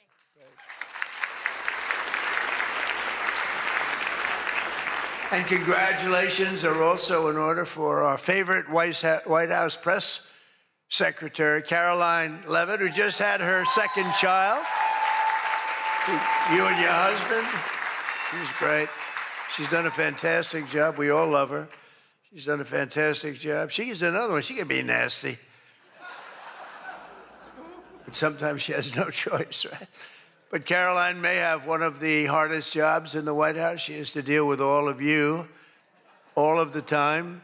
And you can be very difficult. You can be very, very difficult people. But I'm probably being a little bit oversensitive. Sometimes I really do think that some of you don't like me. In fact, I read a report. I get 93% negative publicity. 93%. So how the hell did I win the election by so much? Think of it. I don't think that's true. I can't believe it's 93. In the 80s, maybe, but not 93. But this place is really the largest group of Trump derangement syndrome people ever put together at one time, I suspect. But some of you are lucky that our last dinner was cut short because I had brought with me what would possibly have been, I'm telling you, I had something. I was going to go after you. I feel so badly doing this. It's going to be such a letdown. Oh, yay. But your lives were really in danger the last time for an opposite reason. But on the plus side, your careers were saved, and we really do. We have a complete and total. You know, I love the words complete and total. They say, but it means almost the same thing. I said, it doesn't matter when you say it. It's called emphasis. It's called emphasis. But everyone is now really warming up. The new White House Military Center, drone port, highly protected ballroom. We have our ballroom. The windows are this thick. I said to the people, well, if a bullet hits, what happens? Nothing. Nothing. It bounces right off, sir. This is the greatest bulletproof glass. I said, AK-47. That's supposed to be a big one. I don't know so much about the guns. My sons know a lot. But I said, I know it's big. What would happen? They go up, meaning it can take more. I said, so if I'm making a speech and I hear that pinging sound at a window, what would I do? Sir, leave the room right away, but you're going to be safe. We're building something that's going to be amazing. And in light of what we went through, I think people understand it. It's going to be amazing. A phenomenal, one of the biggest drone ports anywhere in the world, right on the roof, right protecting the White House, not only the ballroom. And what's underneath, you know, is supposed to be a top military secret, what's underneath, but then you get sued as usual, and you have to reveal that you're building this unbelievable situation downstairs with room after room of very complex stuff. It was the military's dream to have it built. I wanted to have a ballroom because for 150 years they wanted it. And then the generals came to see me and they said, sir, you're building something. This gives us an opportunity to do something that will be so unbelievable, never happen again. Because there's very little built under the White House, very hard to build under a very fragile building like that. It's very fragile, it's old, and a little different construction standards, frankly. And this is an opportunity for us to build something very powerful. I said, let's keep it secret. They said, no, we're telling you, sir, let's keep it secret. And then we get sued and we revealed every room, We told the people that did the suing, they're not good people. We told them, we said, you're being very unpatriotic when you bring a suit like this, but it is what it is, but it's really going, it's moving fast. We're ahead of schedule. We're right on budget. And it's going to be something like, I think, no country has. I just visited China. They have this magnificent room, the Great Room. They call it the Great Room. It's a great room, but what we have is going to blow. There won't be anything like it. It's going to be fantastic. And with all of the things that are going along with it for safety and security of future presidents. I'm only going to be using it for about 6 months, assuming we finish it right on time. I get to use it. Somebody said, he's building it for himself. I'm building it for the future. I'm not building. I use it. Now, had I not gone down 6 or 7 stories, then in that case, I would have been able to get a couple of years out of it. But that was far more complex what we did downstairs than what we do upstairs. So we're very proud of it, though. It's going to be amazing. And I think I was just telling the whole group sitting at the table, we were talking about it. I said, I think, it's White House Correspondents, so I don't see any reason why you wouldn't be able to use that. It's going to be very large and very beautiful and very safe, and that's what you need. So I was thrilled to see that after witnessing the attack, even Democrat Senator John Fetterman told his fellow Democrats to drop the Trump derangement syndrome and build the White House ballroom. But it's much more than that. It's something that you're going to use. I predict that you're going to end up using it, and a lot of people are going to end up using it. They're going to be as safe as you can possibly be. But despite everything that happened at the previous dinner and all of the dangers involved, I'm told that this is still the hottest ticket in town. This ticket to get in tonight, because it's a smaller room, it's a beautiful room, it's a luxury room. See those beautiful chandeliers? I can tell you everything about them if you'd like to know. See that beautiful Capitol above? See the beautiful Capitol? See everything, the brass. Those chandeliers are great. I'm looking at them, saying, I wonder if I could, I sold this building. And they're doing a nice job, but they're nice people. But I'll tell you, I'm looking at them saying, I wonder if I could walk out with those chandeliers, because you can't buy them. They're very special. I won't tell you the fact. I won't mention that they're Czech crystal, because I'd like to say everything's made here, but they are Czech crystal. And they are beautiful. And the Waldorf people are doing a really nice job. We're proud of them, actually, because, when I left town, I was a little angry. I was a little bit angry. I was offered a nice price. I said, I'm getting out of that place. And then I said, let's make a comeback. And but I was very proud of this building. This building was hot. Remember the lobby floor? 82,000 feet. For those in the real estate business, 82,000 feet. That's a major floor. That thing was packed every single night. It was packed, mostly Republicans, I would say, but it was packed every single night. It almost brings back memories. But I left town, and I have just had nothing but good experience. And this might be the best experience of all, having all of these incredible people in this room. It's a great feeling, frankly. It's a great feeling. But tonight's event, thank you. But tonight's event is even crazier than the last time. In fact, it's so successful that I've been informed by CBS News' David Ellison, who's going to do a fantastic job. He's the owner. He bought it, spent a lot of money, and he's going to make, I think, fantastic changes and keep some of the great stuff going. But that next year they're going to call it the Trump White House Correspondents Dinner. He told me that, and I like that very much. We're going to change the name of it, okay? Oh, it's going to be so hot, just like our country is hot. We are hot, by the way. But to be honest, it's just about the only way that they're going to ever get me back here. You're going to have to change the name of the dinner. But how's that one going? Not too good. I hope that everyone finally got to enjoy their entire, very delicious beef tenderloins, very special beef. And I want you all to know that Bobby Kennedy, who's right here, personally ran over the cow in his car. And he cut it up and he brought it here for you to eat tonight. So it's very fresh. And Bobby also suggested an appetizer featuring his favorite cut of male raccoon roadkill. But we drew the line at that, Cheryl. We said, no, we're not going to do that. We're not doing that. We love Bobby. I'll tell you, it is a piece of work. You think it is fun, but he is a very different kind of a person, I will tell you. But he has what it takes, and he's smart, and he loves the country, and he wants people to be made to feel good. You agree with that, Bobby? He wants people to feel good.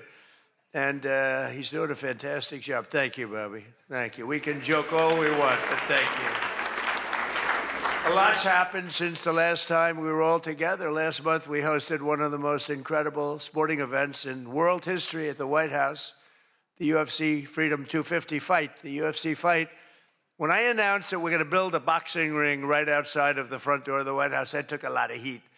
But it turned out that was, they say, about the most viewed fight in history. It was beautiful. So many things happened. It was supposed to rain. We're going to do it the week before, and the weather was beautiful. And the weather came, and it went, and now we came up to Wednesdays. They said, sir, this was on a Sunday night, replacing 60 Minutes, which is nice and unusual, because usually it's Saturday night. And they said, sir, this was from Wednesday on. Tell me about weather, right?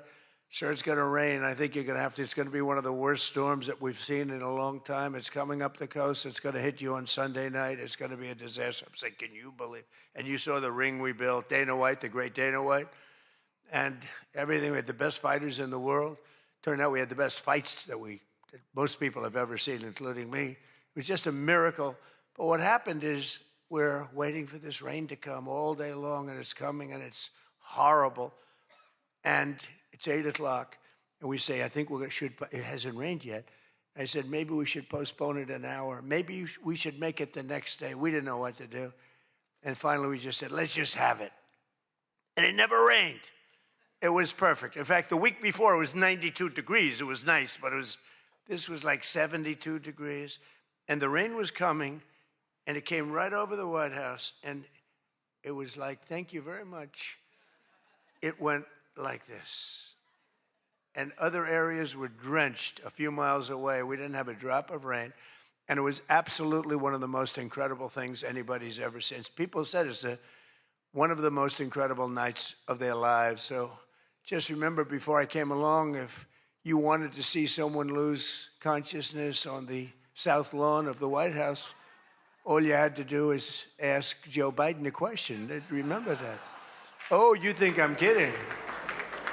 But the big fight was such an amazing success that tonight I'm pleased to announce that we're going to host an even bigger one right in front of the White House. Every Friday night, every Saturday night, we're going to have fights in front of the White House. But we do have something coming and I'm only kidding. You know, the one thing about the press that I learned, don't be sarcastic.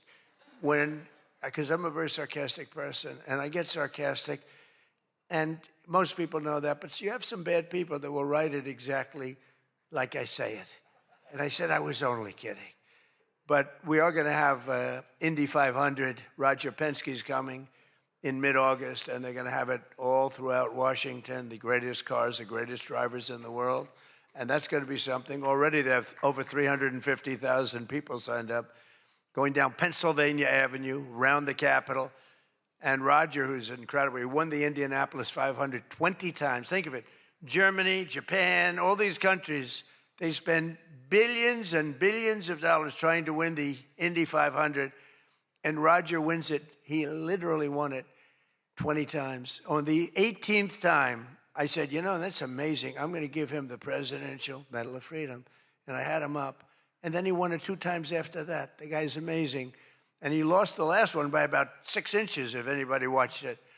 So they're coming here, and it's going to be something really exciting. We have unbelievable events. It's an unbelievable country. And on July 4th, we were over at the mall, and It was raining. It was supposed to be really bad again. And we had 450,000 people show up, and that's a light number. And I was told, sir, we're going to have to cancel the event. This was not good. And it was drizzling a little bit, not raining very hard. And people are calling me, friends of mine were calling me.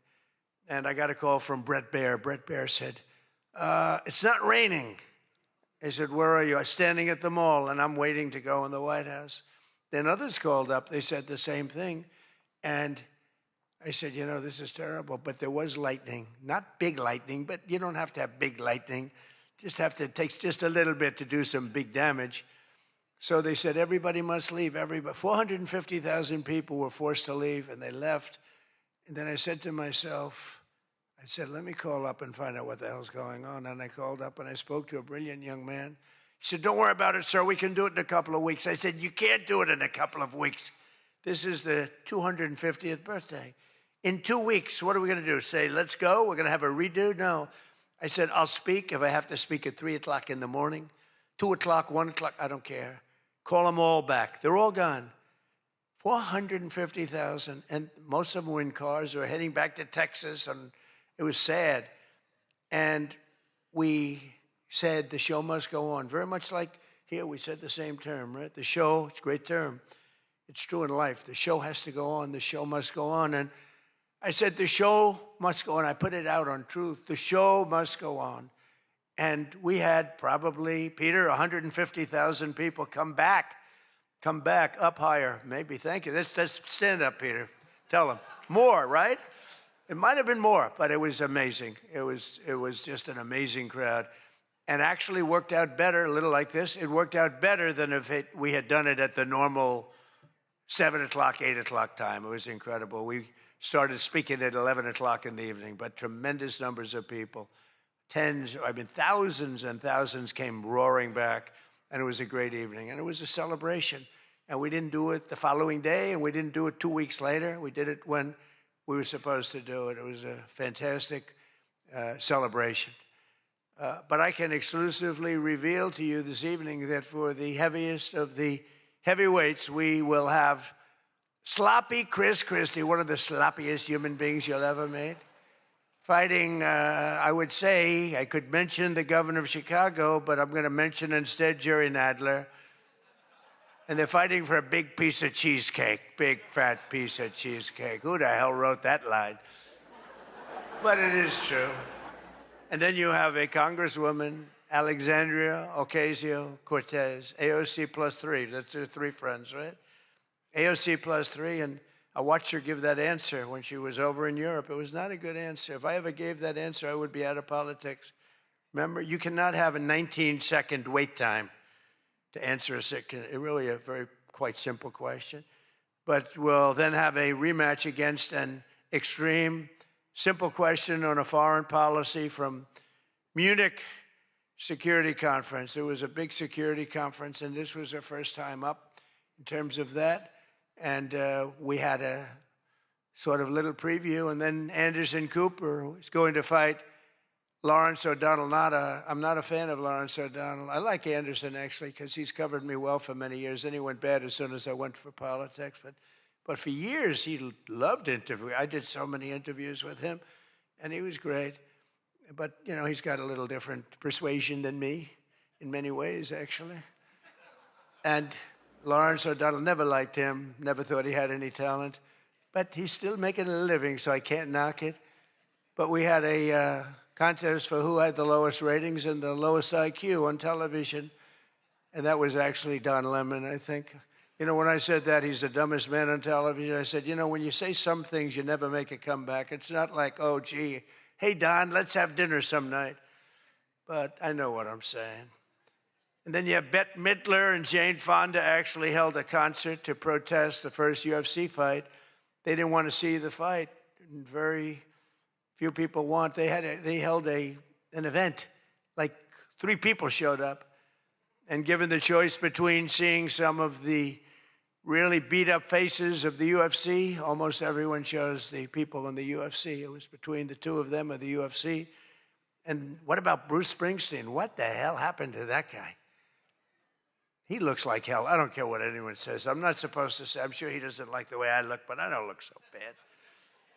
But at a recent concert, Bruce, all he did was talk politics. He ought to run for office. That'd be interesting. But all he talked about, he made 4 political speeches in his 3-hour show. The tour has been renamed Bored in the USA. And his new song was so bad that Chris Christie, who's like a fan, you know, he goes out and tells everybody how he hates Chris Christie. Keep that guy out of my... And I see Chris Christie there again, high-fiving Bruce Springsteen in the aisle. And Bruce Springsteen saw him and didn't even lift his hand up. And I just wanted, because I used to be friendly with Chris. Chris, when somebody doesn't like you, write them off. Forget it. You got billions of people in the world. You don't have to make a jerk out of yourself. But usually a comedian hosts this dinner.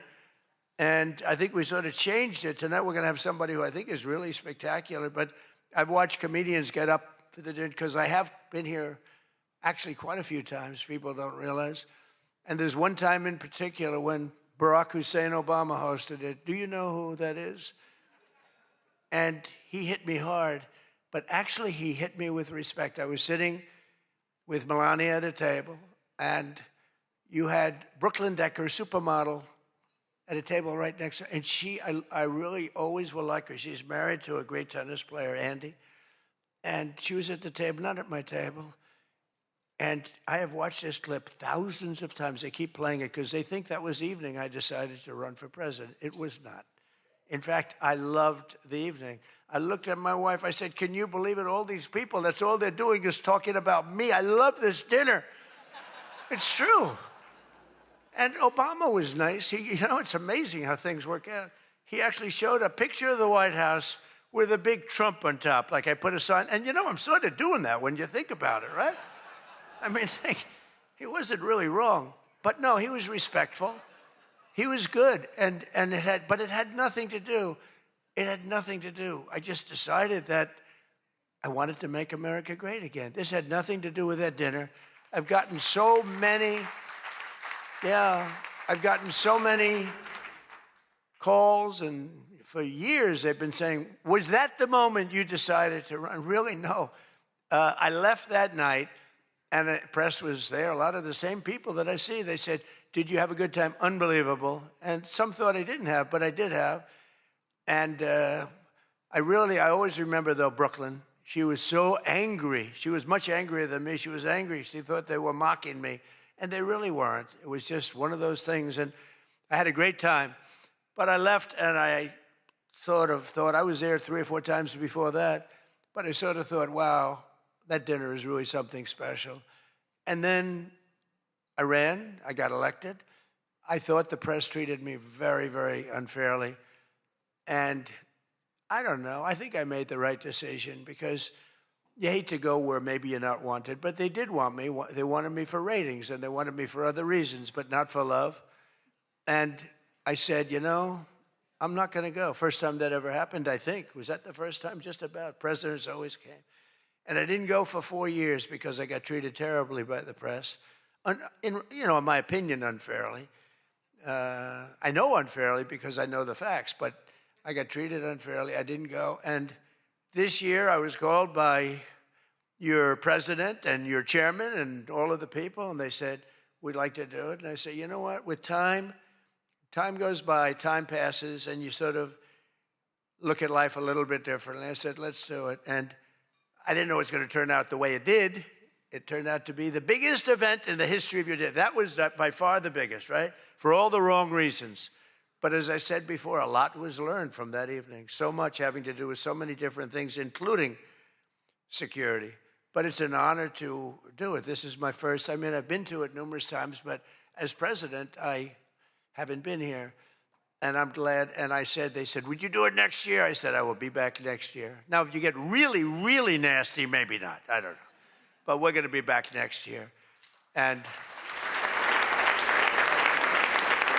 Jackie will treat me very bad. But this year, the association decided not to have a comedian, so they considered using Jimmy Kimmel, Jimmy Fallon. These guys, they're terrible. They're terrible. Stephen Colbert. These are people without talent. They get a lot. They have talent. You know who has talent? Their agent, getting them the money they get. They have no talent. But they are not comedians. They're not funny people. They're angry people. They're sick people. But the association really put on a big show, and they have somebody very special. I look forward to seeing him. And so they thought about going with a professional clown for entertainment, but Adam Shifty Schiff was not available. You know, he's known, I called him, I hate some people, you know, I shouldn't say this, I'm not supposed to hate, I'm supposed to love everybody, but he's a terrible person, he's a liar. And I called him Watermelon Head because he has the largest head I've ever seen with the smallest neck, pencil neck. How does that big, fat, ugly head stand on a little pencil neck? And then I'm told that even Rosie O'Donnell reached out from Ireland. She really wanted to be here in order to honor me. She loves me very much, and she was desperate to come back to the United States and pay her respect to Donald J. Trump. But that didn't work out, unfortunately, because nobody wanted her to come back.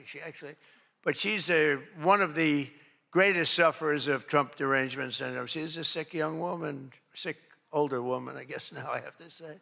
So instead, we're honored to have, for entertainment, the very talented mentalist, Oz Perlman. And everybody, they said, are you going to stay? I said, yeah, I'll stay. I mean, I think I'll stay. What the hell else am I going to do? I've got Iran, I've got this, I've got that, which is all going extremely well. Don't believe the fake news. You know, it's the only thing we were talking before, I said, so we've hit Iran very hard. Their Navy is gone. Their Air Force is gone. 250 jets, no longer. 159 boats, good boats. In fact, I said, why the hell didn't we keep them? We could have used them. But 159, but all at the bottom of the sea. They have no radar.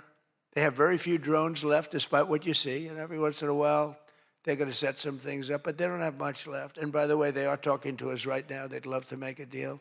I don't think they're ready to. I don't think it's time yet, but I'm willing to listen. But they cannot have a nuclear weapon. We don't want to see Washington, D.C., or any of our cities, or Israel, or frankly, the Middle East, destroyed with a nuclear weapon, because I know the power of nuclear weapons. I see it. I get to see it. We're not going to let that happen. So this is all about we will not let them have a nuclear weapon. And they would use it.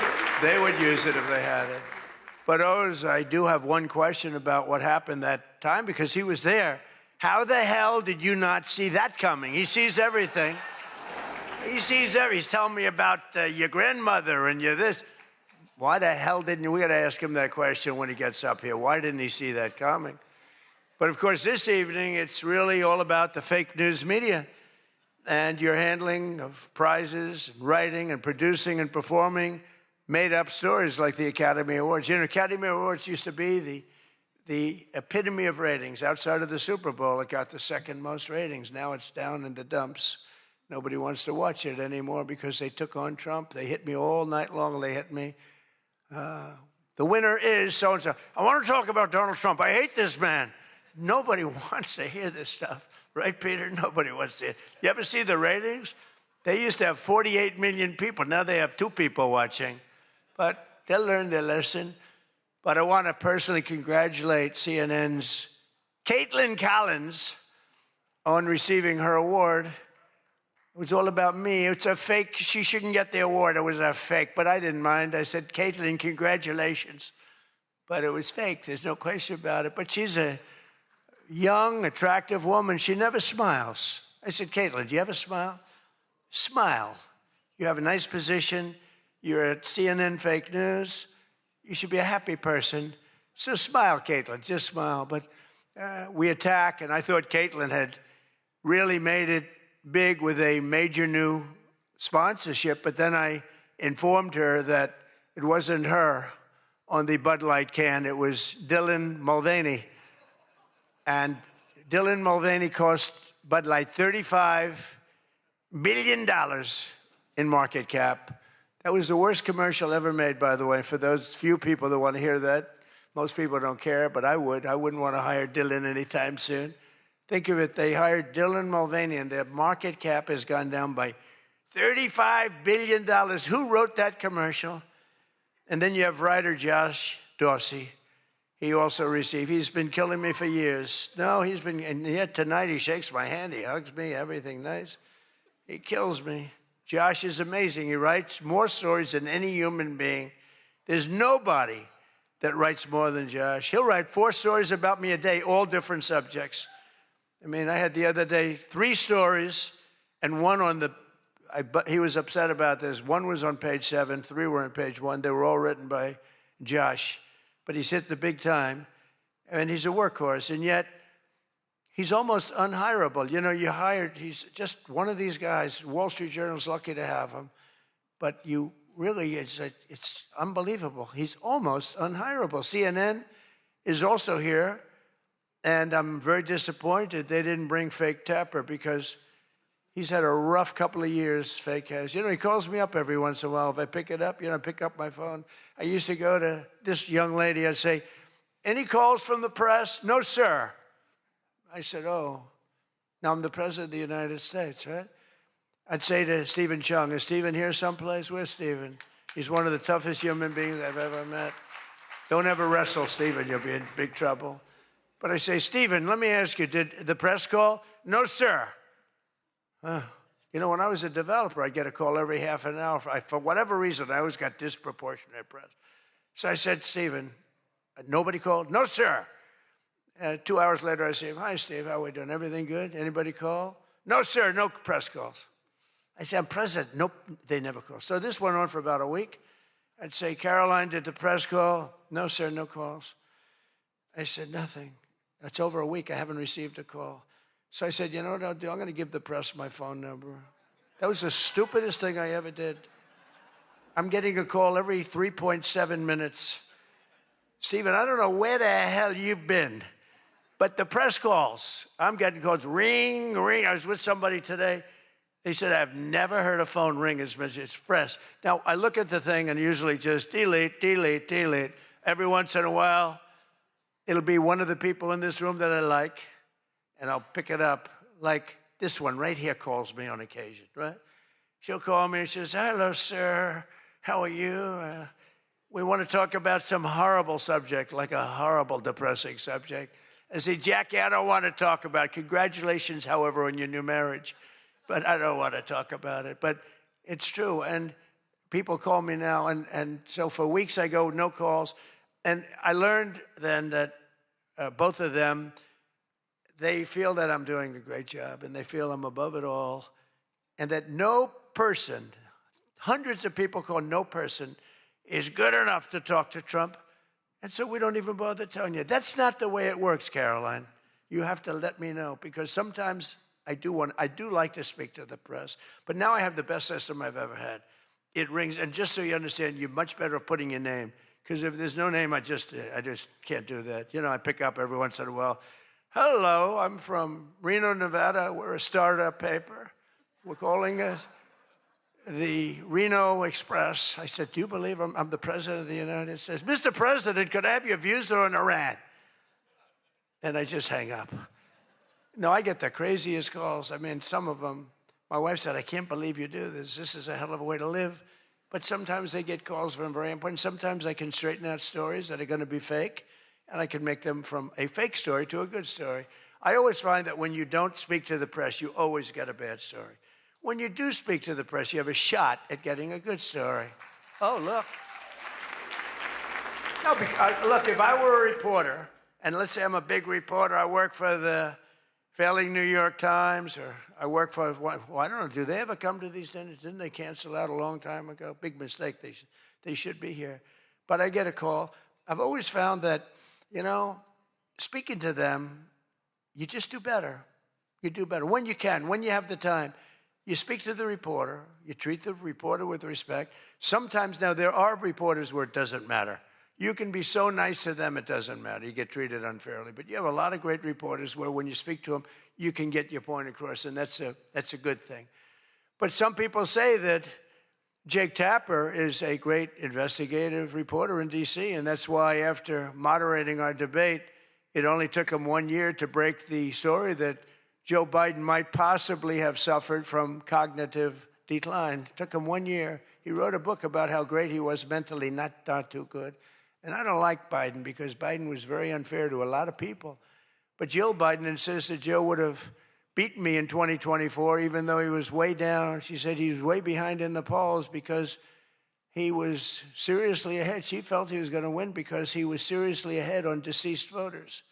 He was leading in the deceased crowd, and there were a lot of them. You're finding out there's a lot of them. Look at the numbers that just came out yesterday. And it's traditional that at least one or two potential presidential hopefuls attend the Correspondents' Dinner, but many of them seem to have really chickened out.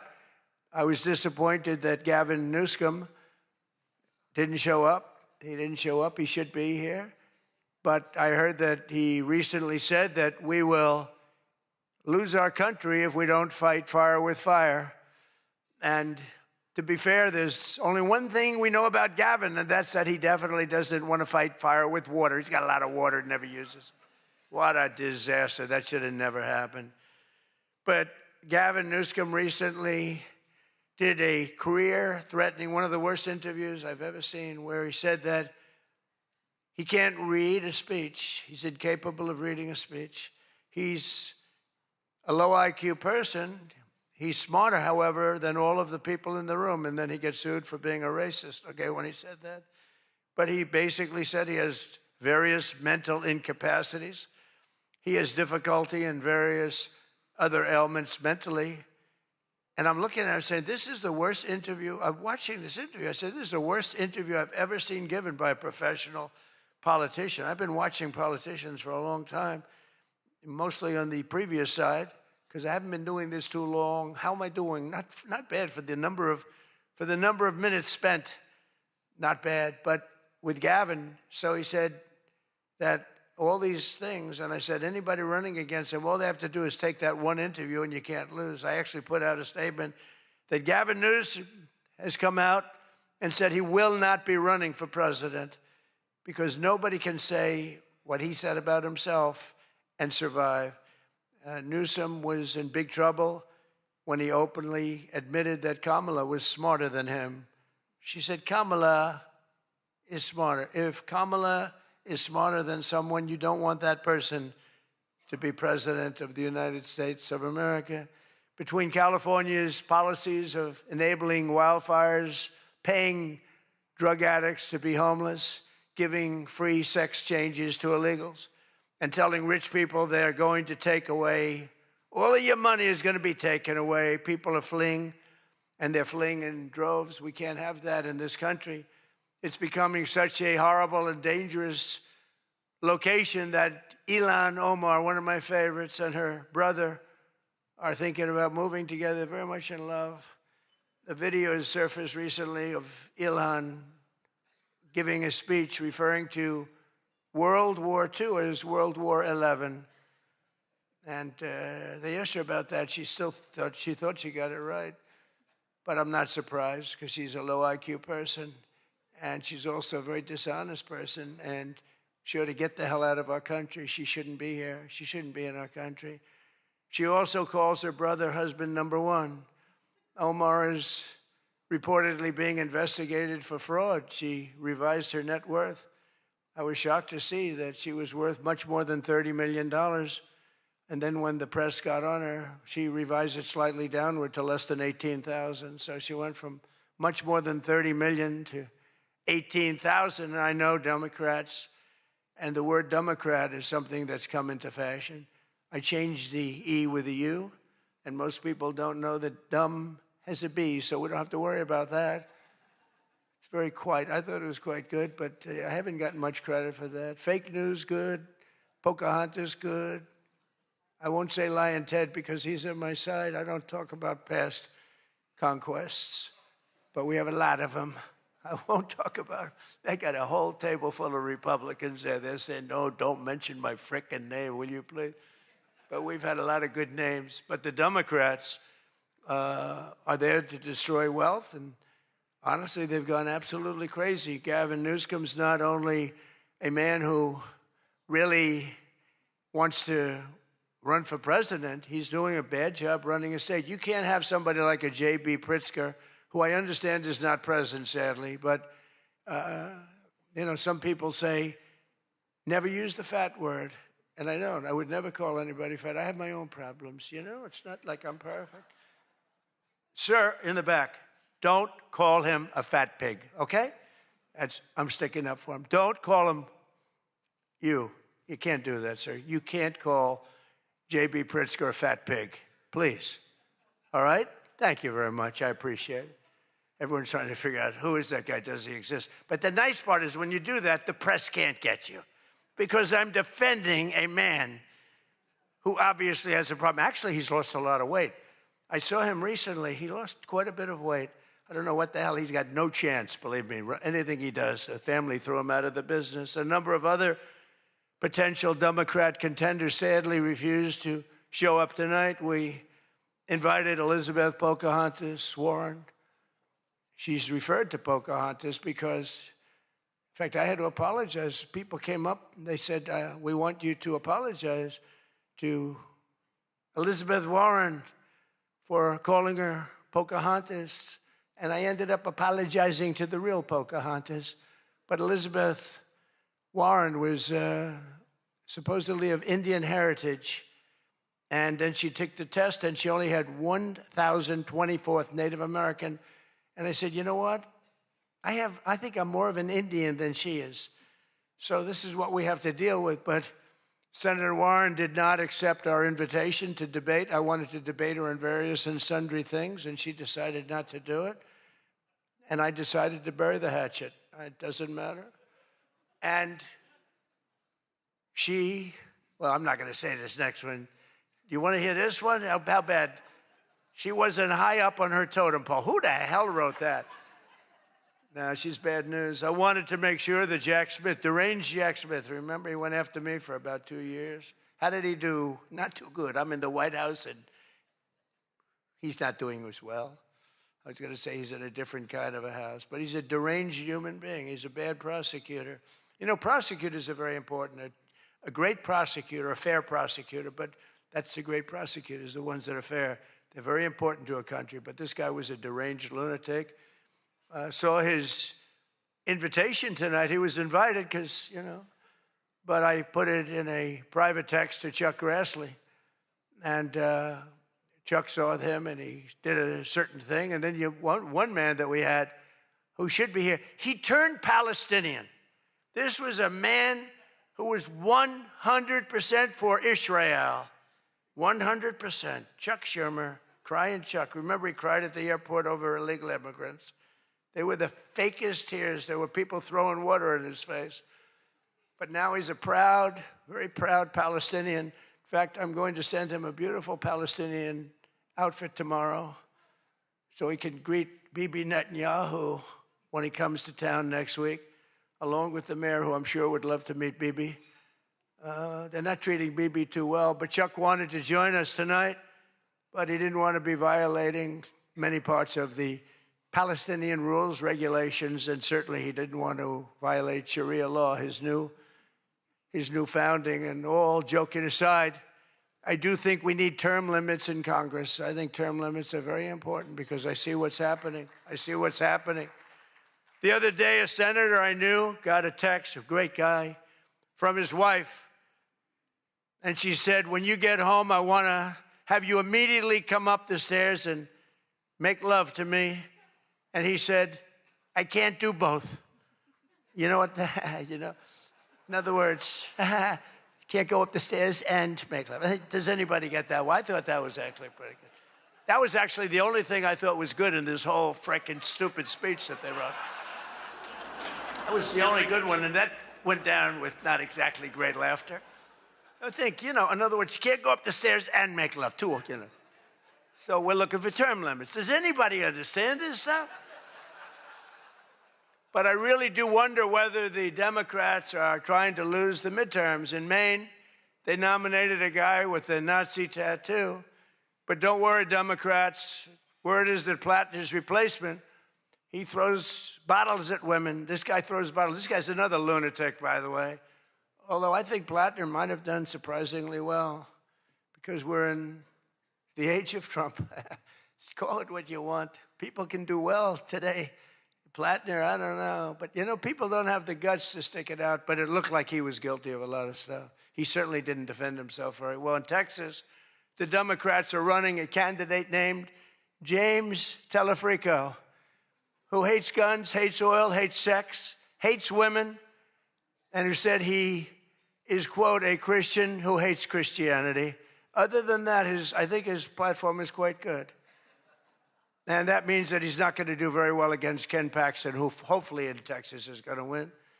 But Telefrico, he's Alfred. You know what he looks like to me? Alfred E. Newman. Do you remember Alfred E. Newman, Mad Magazine? I said, that guy is Alfred E. Newman. Can't imagine he'd win. Well, I have all of the press here in one place. I have to say that we're having an amazing load of accomplishments that the media never talks about. For example, under my administration, a once feared and powerful regime that relentlessly attacked America has finally been toppled. Their former leaders have been removed, and they're now being run by a gay dictator facing internal divisions. But I, for one, wish Barry Weiss all the best at CBS News. She's a wonderful woman. Most of the press lives here in Washington, D.C., and you should be thankful for me for what my administration and I have done to make our nation's capital, which was one of the most dangerous and unsafe cities anywhere in the world, one of the safest cities in the United States. Crime is down 88%, and our capital is shining again with 62 monuments, statues, water fountains looking more beautiful. The graffiti's all gone.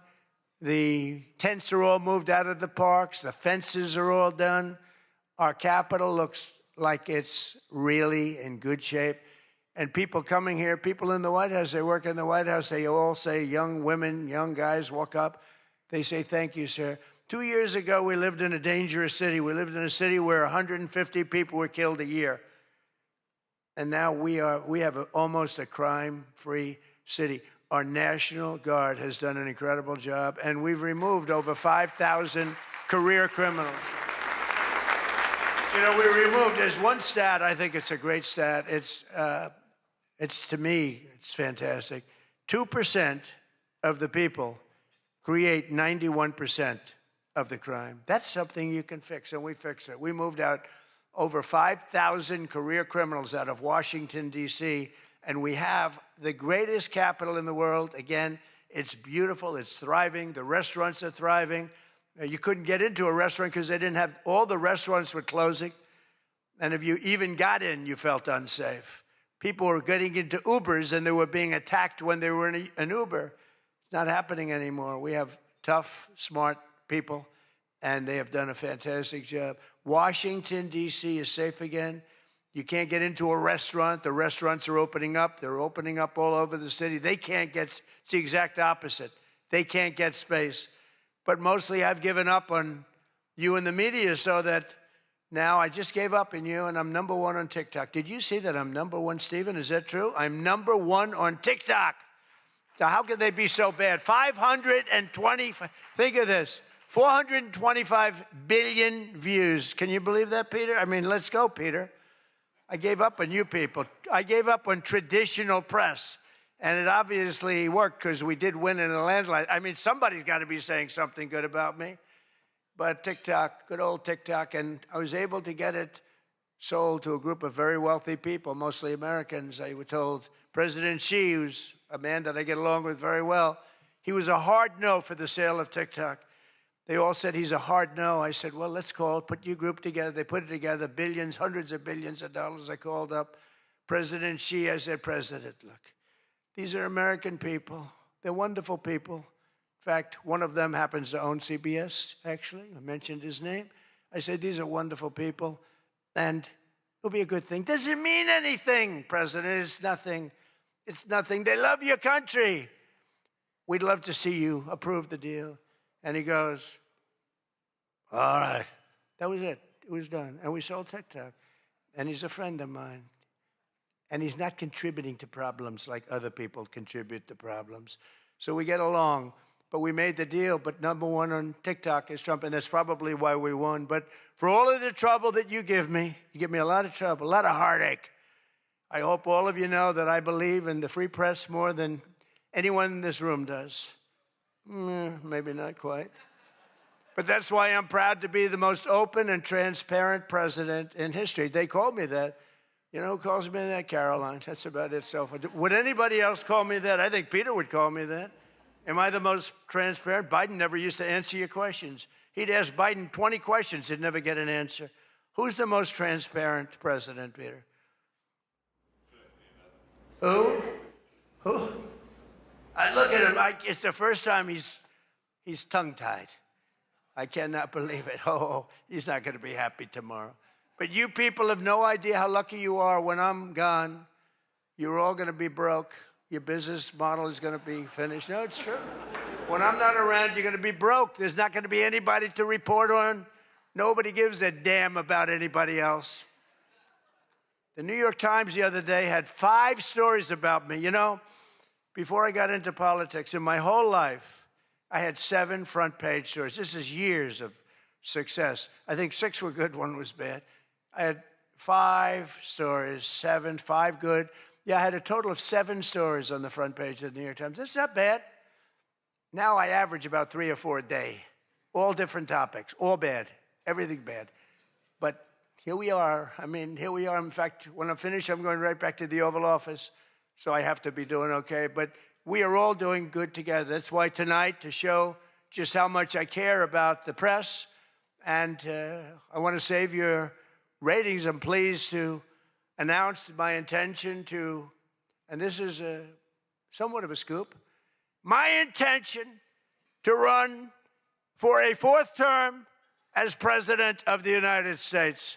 I will be doing that. I will be having an official, in fact, I think I have, I won 3 times. Now I'm going to do it again. Thank you. I'm going to do it. Should be easy. I'm getting very good at running for president.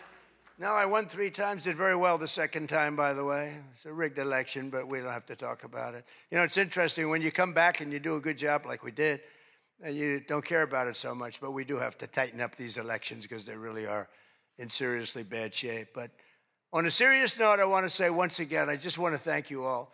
It's been an interesting evening. I didn't really know what to expect, and it's far worse than I actually thought, but if you want to know that. But I didn't know exactly what to expect, and I've made a lot of friends tonight. I've made a lot of good friends tonight, probably made some enemies also, but it's been an experience that is something that we've all shared together, because we're all in this room tonight because most of us went through a period of trauma from just a short while ago. And, you know, some people said they wanted to come, but they were afraid to come, and you people weren't afraid to come. There were a lot of people that said, Jackie, they don't really, you know, they didn't have the courage to come. And we don't want that to happen.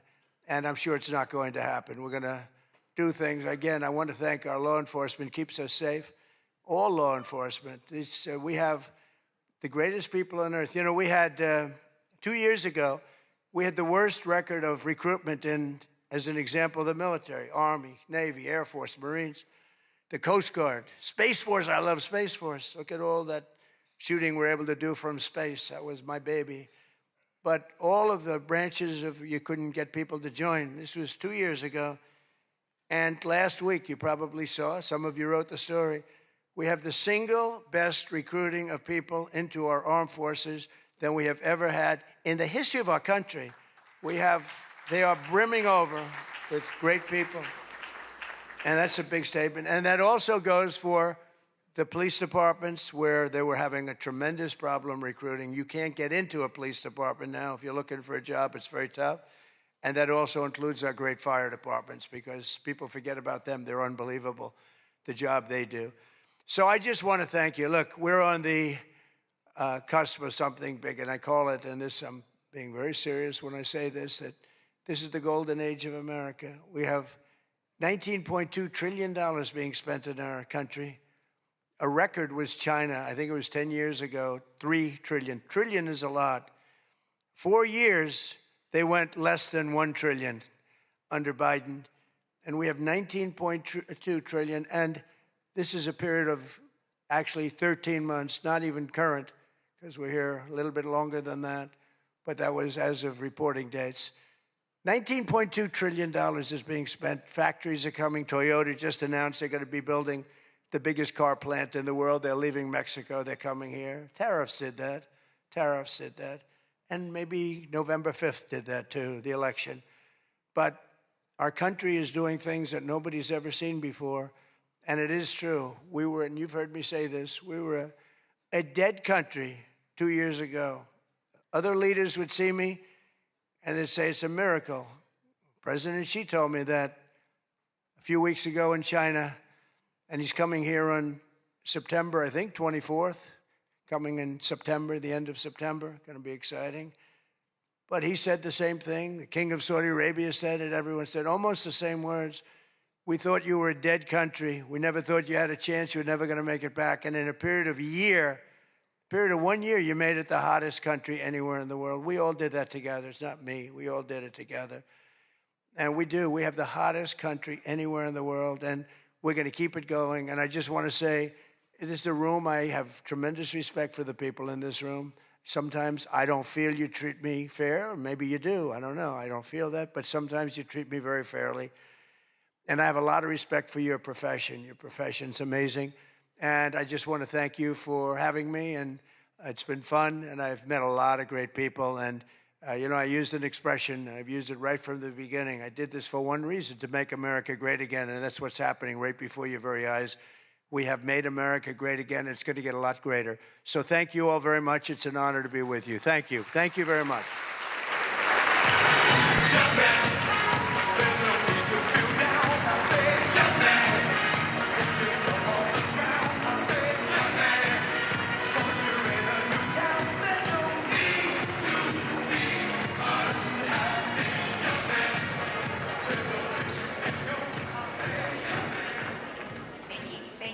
Trump. People asked me for several months, how long is he going to speak? And I said, you're White House correspondents. So you should know, and thank you, President Trump.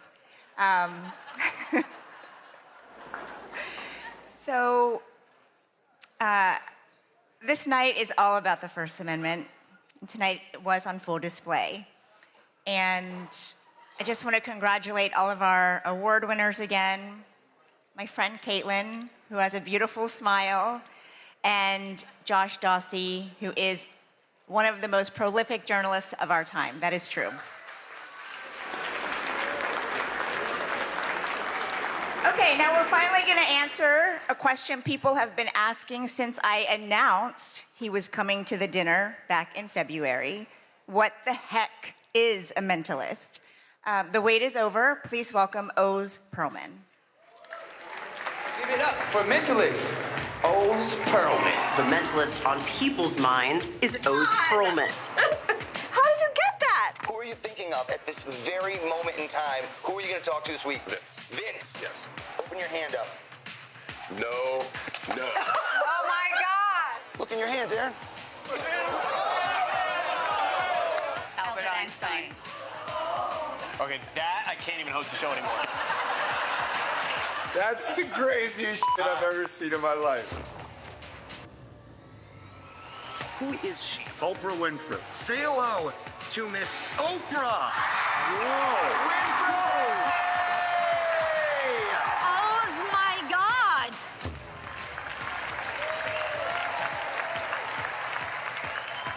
Oz, what is the stock I'm thinking? Disney is about to roll out ridiculous. a streaming service. Wow.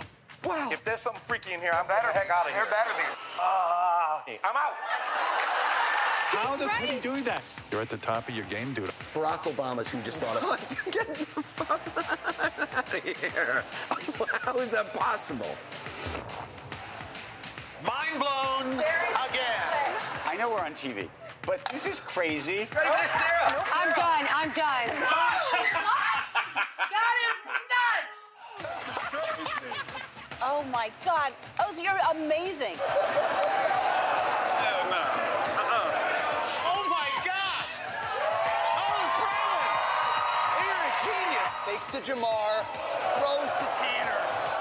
That's literally insane. It's like shattered my worldview. I have to rethink how I think about everything. Please welcome to the stage, O's Pearl Men.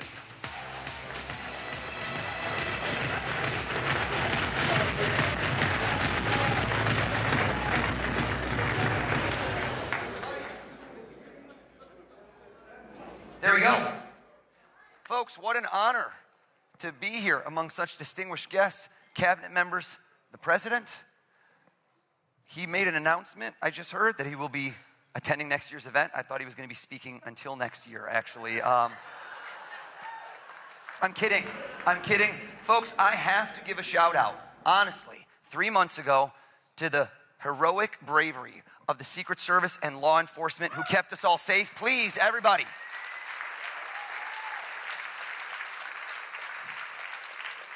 I felt truly blessed that day to go home and be able to kiss all my kids, and yet cursed that every single day since, everybody I meet, including now the President of the United States, goes, if you're such a good mentalist, why didn't you see that coming?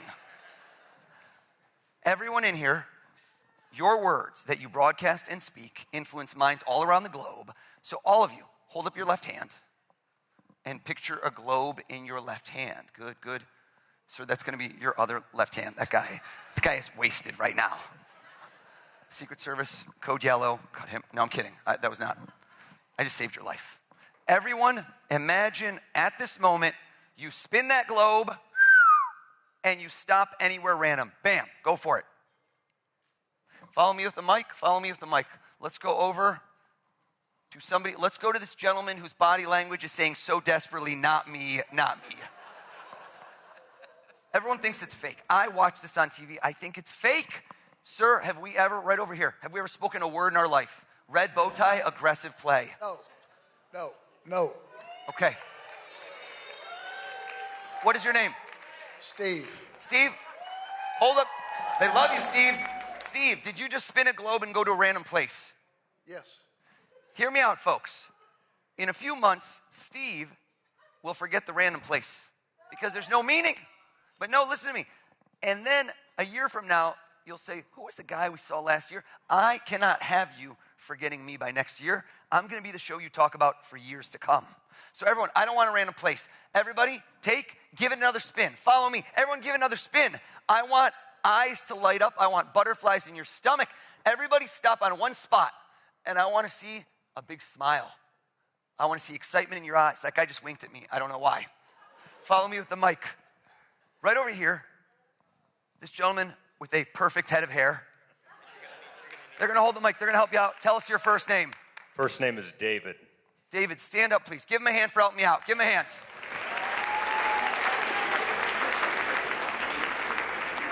David, I don't know the future. I'm not a psychic. I would have called that 3 months ago.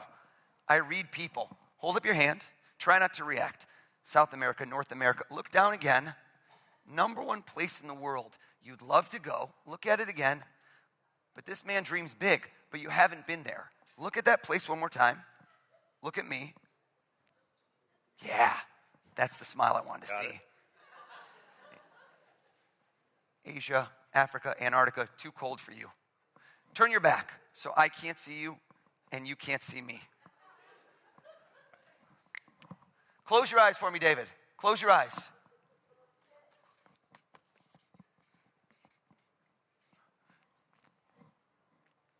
David, was there any hesitation in your mind? Were you on the fence? Look, the shift in the posture, the weight on the right foot. Close your eyes. My boy just changed his mind. Come on, David. He just said in his head, he goes, if I'm not paying, I'm going big. There's a passport involved. David, keep your eyes closed. Keep your eyes closed. Keep your eyes closed. What was the place when I said spin it? Stop right there. Where did you want to go? Tell us. Taj Mahal. What? Can I ask you a question? Yes. That's why I said you shifted your balance. Have you been there before? Never. I'm so curious. Let me ask you a question. You never know how this works. Did you change your mind? No. Were you thinking initially of a place and you go, I've been there, so it's too obvious, and at the last moment you changed? What was the first place you thought of? Big Sur, California, where I just visited. And then, Taj Mahal was was the layup. There it is right there. What did you think of after that? I saw you chilling, relaxing. Was there another place you were thinking of? Great Wall of China. Okay, close enough. I'll take Big Sur. Turn around. Maybe you're just drinking Fiji water. I'll take it. I'll take it. Did Fiji pop in your head? Fiji came at one point, I will say. Fiji did come at one point. This guy's like, I'm going on an all-expense vacation. I'm doing a world tour here. I say think of one place. That's fine. That's fine. Have a seat for me. You got it. No, hear me out. Hear me out. What happens if somebody lies in my show? Right? What happens if somebody lies in my show? And this room never lies, so there's no chance. Watch this. I need to put some skin in the game. Right now, if I lose, what happens? Nothing. I already got paid for the show. Let's come out in this crowd. Raise your hand if you have any cash on you. If you have any money on you, raise your hand. What is this? All the cabinets broke? What's going on? Where's that super PAC money? Follow me. I'm going, you know what? I see the name tag. I don't have to read minds. Acting Attorney General. Let's go over to this gentleman. Introduce yourself, please. Pardon me? Tell us your first name. You don't know my name? I know it, but it seems fake if I know, Todd. I can say it. Stand up. Give him a hand, everybody, for helping me out. Todd, just tap on the mic. Let's make sure it works. Are you a money clip or a wallet kind of guy? Don't take it out. No. Neither. It's more like a wallet. Okay, it was a multiple choice. That's okay. Do you know, and I always ask this question because you never know. You're going out. Cash isn't as common now. Do you know exactly how much is in there or you're not sure? I'm not sure. I like that, right? Hashtag baller. No. I want you to count it, but hold on. Do it under the table so there's no way I could see. Under the table, and move away with the microphone.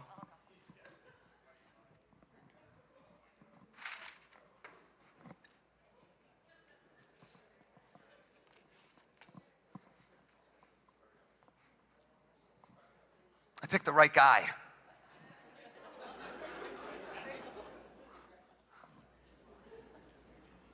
Stand up. Lie to me. Don't tell me how much money you really have. Make up a lie. Make up a lie. Lie to me. How much you got?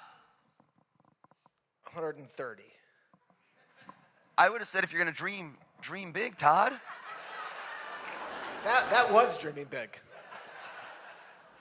Folks, I notice patterns. And I can't explain why, and this is not a stereotype, but when I do this with men versus women, they lie differently, and I don't know why that is. It's not a gender stereotype, but for some odd reason, statistical analysis, women will prefer to use a number smaller than the amount they actually have on them. I don't know why. Men like to lie by saying things are bigger. No examples. You didn't laugh at that joke, Todd. Joke was hilarious. Bingo! My acting attorney general just lied too big. Here's the question to ask yourself. Cover your eyes. How could I know something he didn't even know?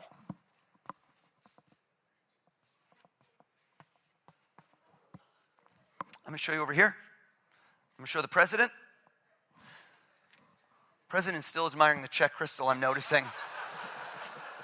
Those are beautiful chandeliers, sir. Open your eyes. How much you got, Todd? $85. $85, everybody!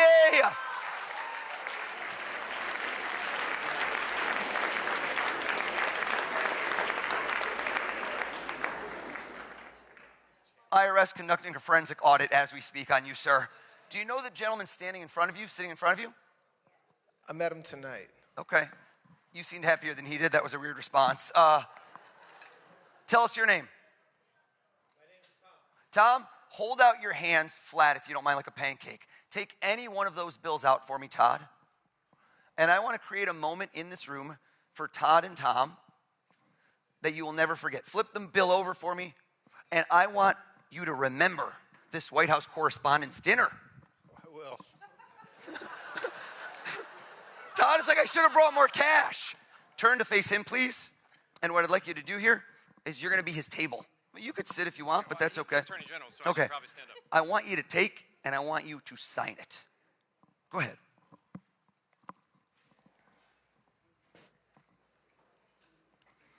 and then hold it up so everyone can see the federal offense you have just committed. He just clearly lost the Senate confirmation hearings on camera. I'm teasing you, Todd. Todd, did you sign that bill? I did. I don't know why you're smiling over here, Tom. You're an accessory to the crime, sir. Okay. This is the acting attorney general. I want you to take that bad boy, fold it in half, please. Fold it again, and I want you to recount the moments that just happened under oath in court. Did you touch that bill, Todd? Yes. Did Tom touch the bill? Yes. Did anyone else ever touch that bill, sir? I'm sure someone else did, but not tonight. Okay, well, statute of limitations. I want to make sure nobody ever wants to touch it in the future. Fold it in half. Fold it again. Sit on it.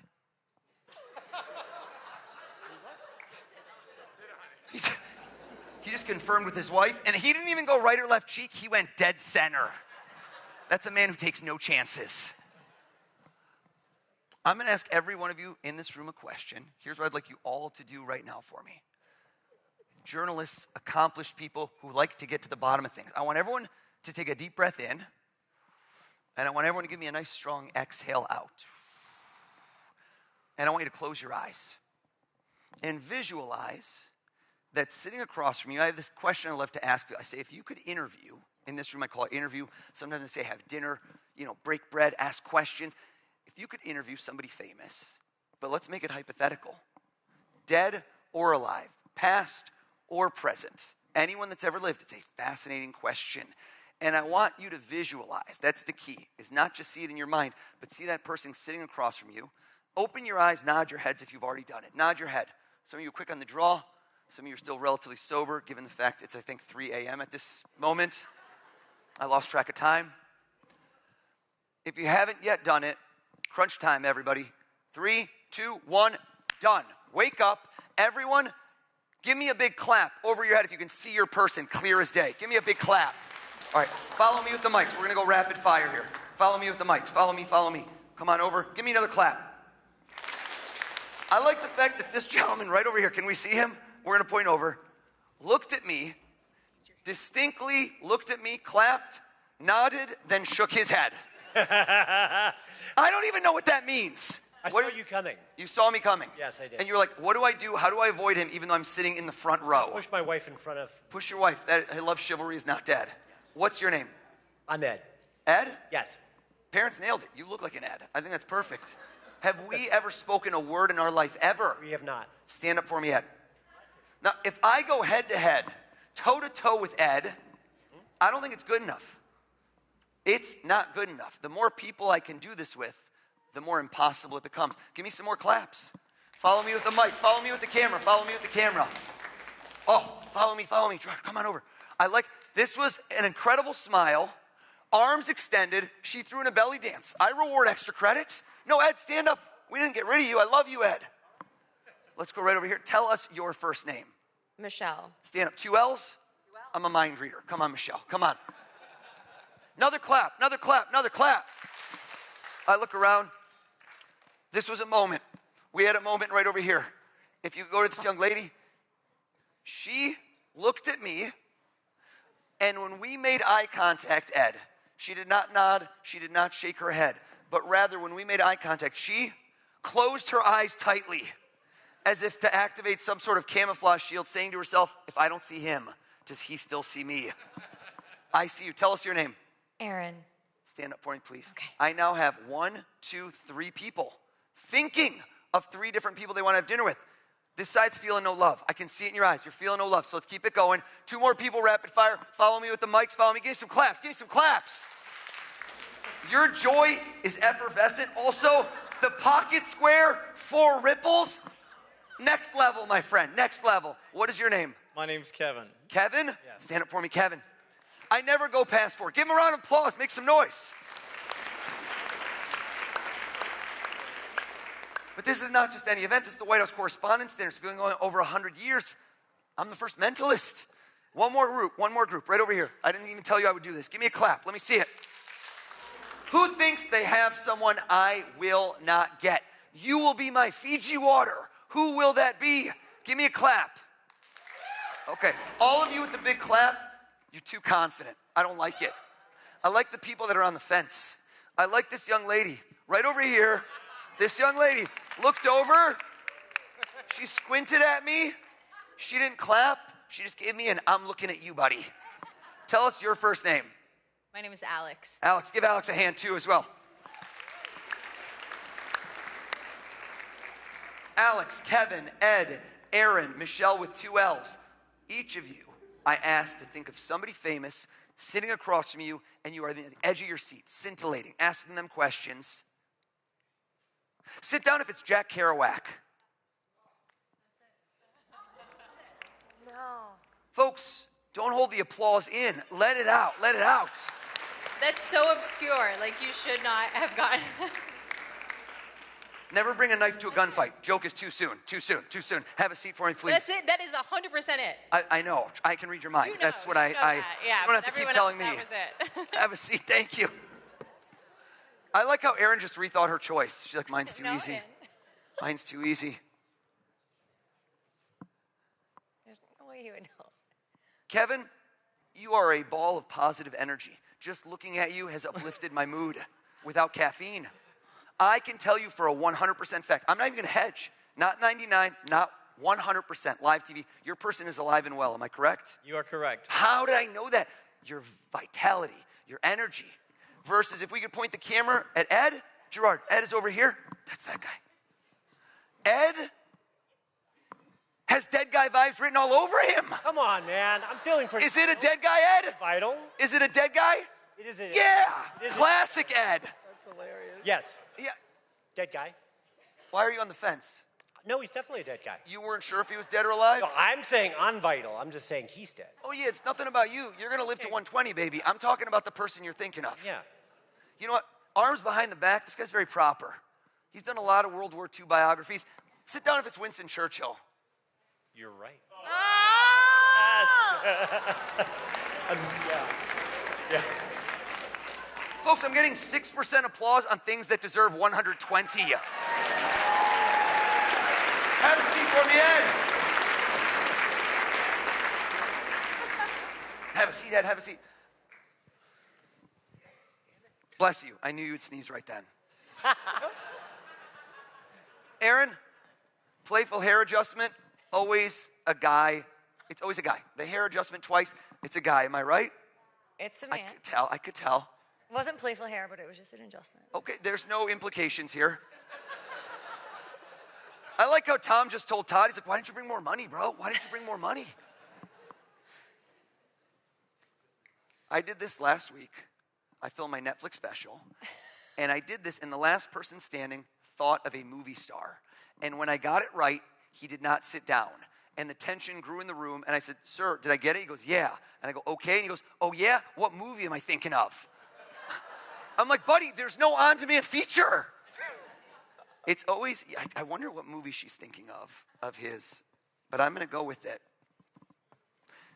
Do you know what question you're going to ask him right off the jump, or is it more just a flowing conversation? What's flowing, just flowing. Flowing. I love that. I love that. And you were debating, and I was thinking like, oh, I think he's passed away. Am I correct? Correct. It seems somber. Yeah. But Not somber, but passed away. Okay. I don't know which movie. Tell us all, who are you sitting down to dinner with? Who's across from you during this scintillating interview? Jerry Garcia. Are you wrong? Don't ever doubt me again. Don't you ever doubt. You scared me.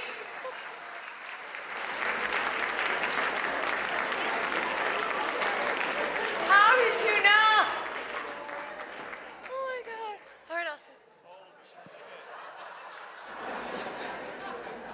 Guy next to her dropped an F-bomb. We're not on the hot mic. We're okay.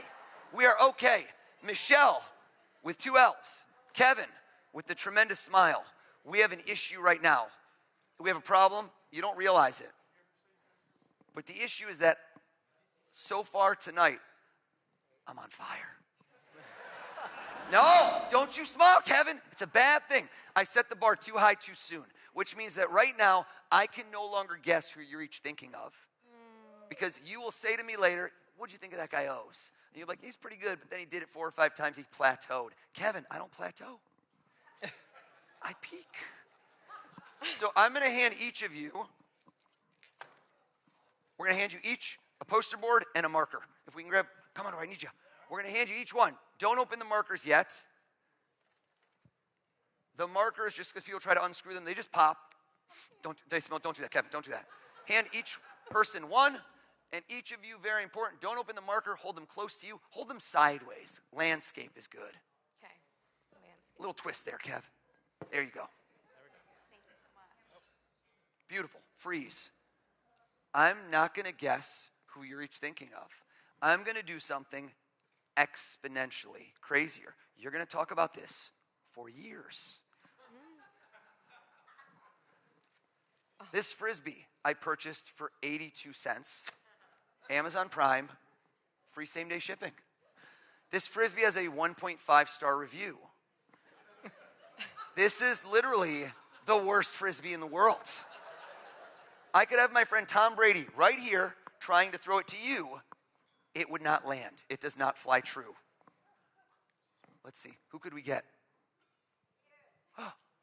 The president? Yes. No. Will you just throw it for us? Is that okay? I don't know if I can aim it. Secret Service, is this okay? They just went code red, mentalist, no. Is that, I can't throw this. We'll see what we can do. We'll see what we can do. I don't know if I can aim this thing, President. There. Okay. You know what? I have a better idea. Throw the hat out in the crowd. Let's go. Someone catch. Or nobody catch. Glassware down. This guy just became his VP running mate in 2028. Hear me out. Okay. Are you okay? If you'd like, this is entirely your choice. You can help me. But the Frisbee goes further than the hat. So it adds elements of excitement and randomness versus the hat had about 3 people to land because it appears I've made half the room disappear. Would you like to keep it or would you like to throw it onwards and make this even more random? Actually, I would love to keep it. Would you like to join me on stage and be my mind-reading protege? Oh, why not? Give her a round of applause, everybody.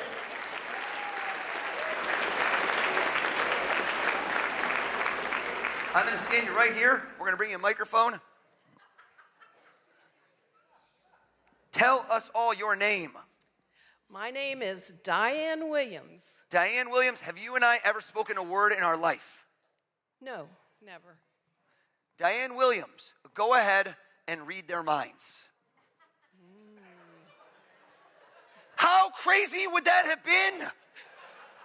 Are you kidding me right now? Diane Williams, we need to get into the zone, okay? No. Not really yoga style. I want you to give me your best mind-reading pose. Bring the hands up here. That's pretty good. That's more, okay, that's more, it's sunny out. Let's hit them. Yeah, there we go. There we go. Diane Williams, here's what I'm going to do for you. I'm going to assist you. Look at me. I'm going to have you picture a crystal ball in my hands. There is not really a crystal ball. You are going to look down into my hands, and I want you to look through that crystal ball, down into my hands, and I want you to nod your head if you are seeing clear as day. 2 people, or pretending. Can you see them? Is that a yes? You're really playing this up. Yes. And keep your eyes closed. Oh, okay. And I want you to repeat over and over in your head who you just saw, over and over in your head. Do you see 2 people? Could you see those 2 people? Close your eyes, Diane Williams. Close your eyes. Kevin, Michelle, uncap your marker. Keep your eyes closed, Diane Williams. I want you to write down your person's first and last name or their name as big as you can. As big as you can, please. Maximize the space on there. The person you picked, write their name as big as you can. Are you done, Michelle? Yes.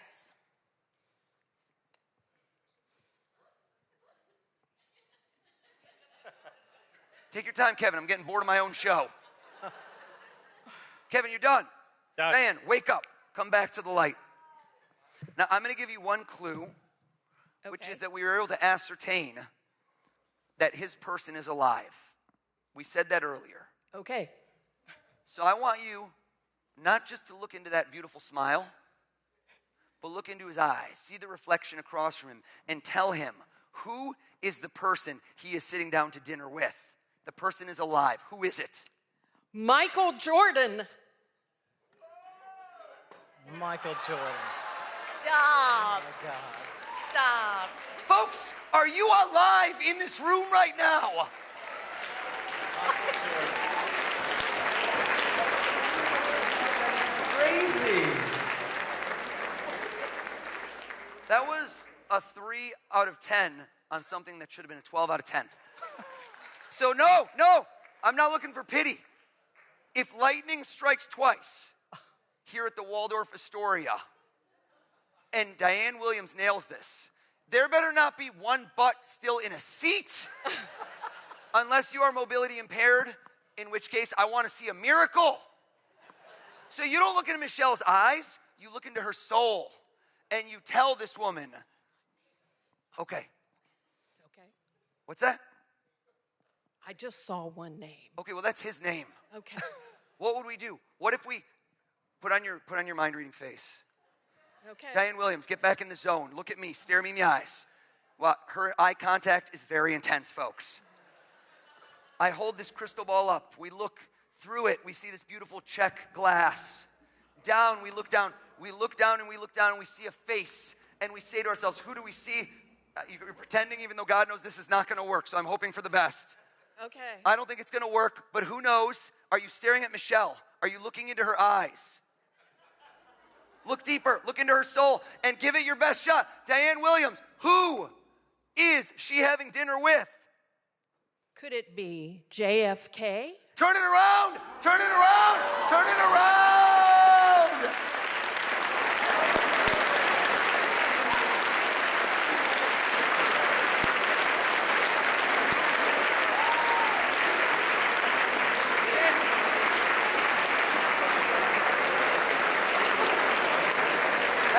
Have a seat.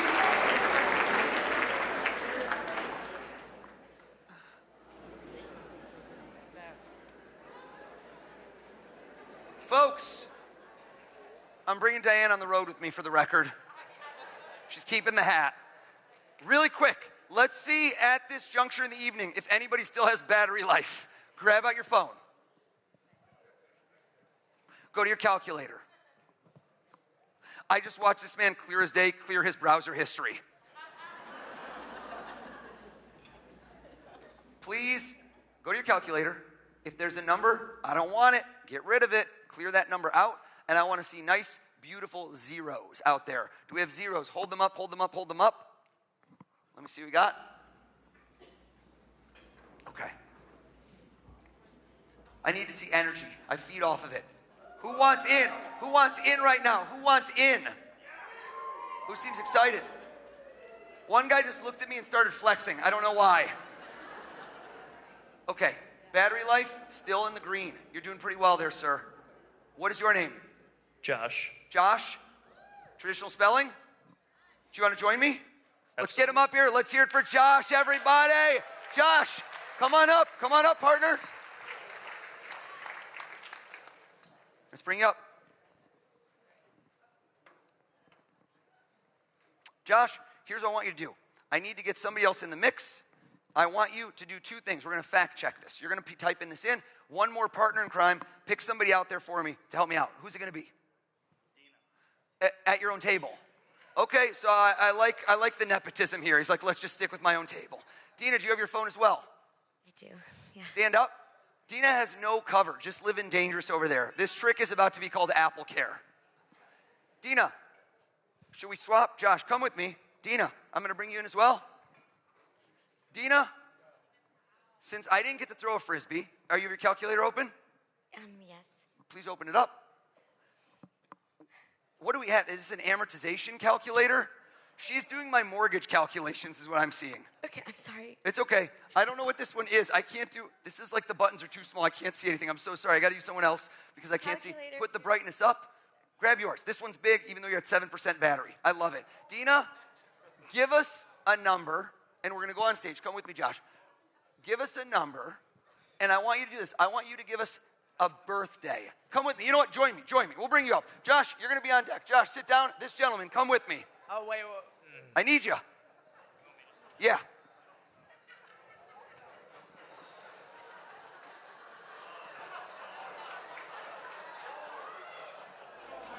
How are you? He keeps getting texts from his table saying he's going to get you good. Who is writing that? I'm going to bring you a microphone.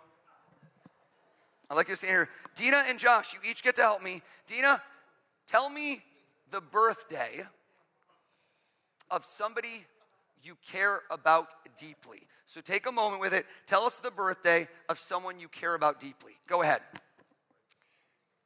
August 17th. Pause. Whose birthday is that? My husband. Everyone go, oh, good choice. I don't want to touch anything. Put in 817, please. 8, slow. 817. Freeze right there. Okay, have a seat. Thank you, Dina. In honor of Dina picking her spouse, which is a common choice, raise your hand if you are married as well. Okay, most of the room. I need to know why that woman just did this. Did anyone see that? That was a very strange reaction to a relatively binary question. That was a real-time Facebook status. It's complicated. Dina loved that joke. Let's go over to someone new that has not helped me yet. How about right over here? I'm going to go to the gentleman right next to Steve, who I loved earlier, who thought of Bora Bora. That was too obvious, Steve. Make it tough next time. Let's go to that gentleman in the green, who felt so slighted. What is your name? Arden. Arden? Arden. That's correct. Arden, quick, what's your wedding anniversary? May 26th. What was it? May 26th. Do times 526, but don't do equal yet. I'm doing the math. August 17th times May 26th. Kidding, I don't know. Michelle thought I could do anything after John Fitzgerald Kennedy. You get to instill a little bit of yourself in this. Do you have a lucky number or something special to you? You do? 1 digit or 2 digits? 1 digit? Bring it close to the heart. That's your heart. Yeah, we're not there yet. And I want you to hit plus and hold it close to you and put in your lucky number. And then walk out into this crowd to somebody that you do not know. Is that possible? You seem a social butterfly. And I want to lock eyes. Look at me, sir. Look at me, sir. 500 times 1,000 is 500 G's. I'm a capitalist. I want 2 commas. I want a 3rd comma. I want millions. What's your name? Colin. Colin? 1 L or 2? 1. All right, Michelle's not happy. Some of you, your memory is not as good. You don't know why that callback was funny. That's okay. Colin, 3-digit number between 100 and 500. Don't do 1, 2, 3. You're better than that, Colin. You're better than that. You got a number? Yes, sir. I didn't like it. Change. Okay. There it is. Whisper with no microphone into his ear your 3-digit number. Everybody make ambient ocean noises. Whoa. Did you hear what he said? We're going to get the microphone right there. Have a seat for me, Colin. Please type in, to this gentleman, please type in a times and put in Colin's 3 digits. You did. Colin, have a seat. Wonderful. Did you hit equals? Not yet. Please. All right. Got to be over 30 mil. It's got to be over 30 million. Is it over 30 million? It is. Okay. I thought that was lightly impressive, but no, it's okay. I don't need the pity applause. Thank you, though, Bobby. Thank you. I'm ready. I'm ready for you. Oh, yeah, I'm not Rain Man. What do we get? That's what the calculator, yeah. Read the number? Yeah. All right. 53 million. Hold up. 53 million. 670,000. 600. Oh, I didn't leave enough room. Okay, I'm gonna wrap around. 53,670,000. 682. $682. Bam. Have a seat. Give him a big round of applause. All my helpers. Dina, Josh, way to fact check. I appreciate you. Did you hear me say dollars? Imagine that you go to your ATM, that you swipe your card, that you type in your PIN code, or if I'm there, I do it for you. And suddenly, in your checking account balance, $53,670,682. How would you react? Let me see some faces. Okay, I like how some of you didn't hear the key word, checking account. This is not an interest-bearing account. I like how one guy swore under his breath, like tariffs. Folks, you should deploy this capital. Like my man right over here, Todd Blanche, looked at me like that was low. Tom, what did he sign, Tom? Was it a 20, a 50, or 100? We couldn't see. Tom is the guy next to him. What was it? A 20. It was a 20? Todd, are you still sitting on it?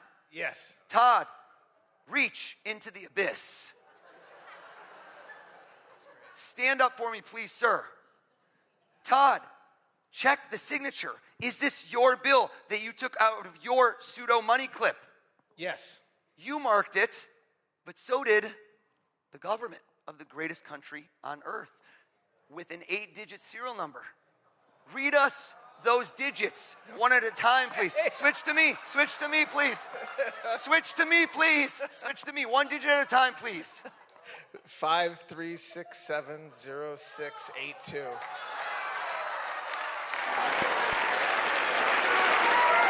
Thank you very much, everybody!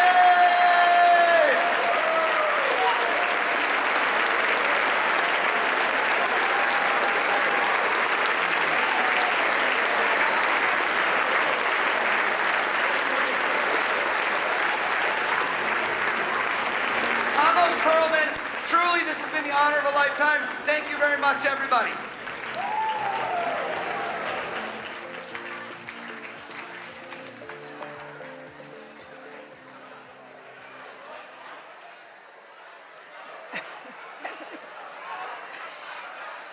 Wow. Oh.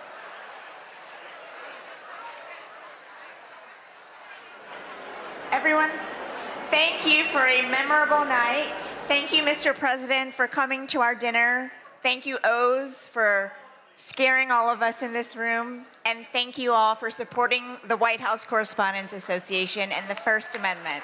Thank you. Thank you all. This concludes the 2026 White House Correspondents Dinner. Again, our thanks to President Trump. We look forward to seeing you all next year at the Washington Hilton. Please travel safely. Have a good night.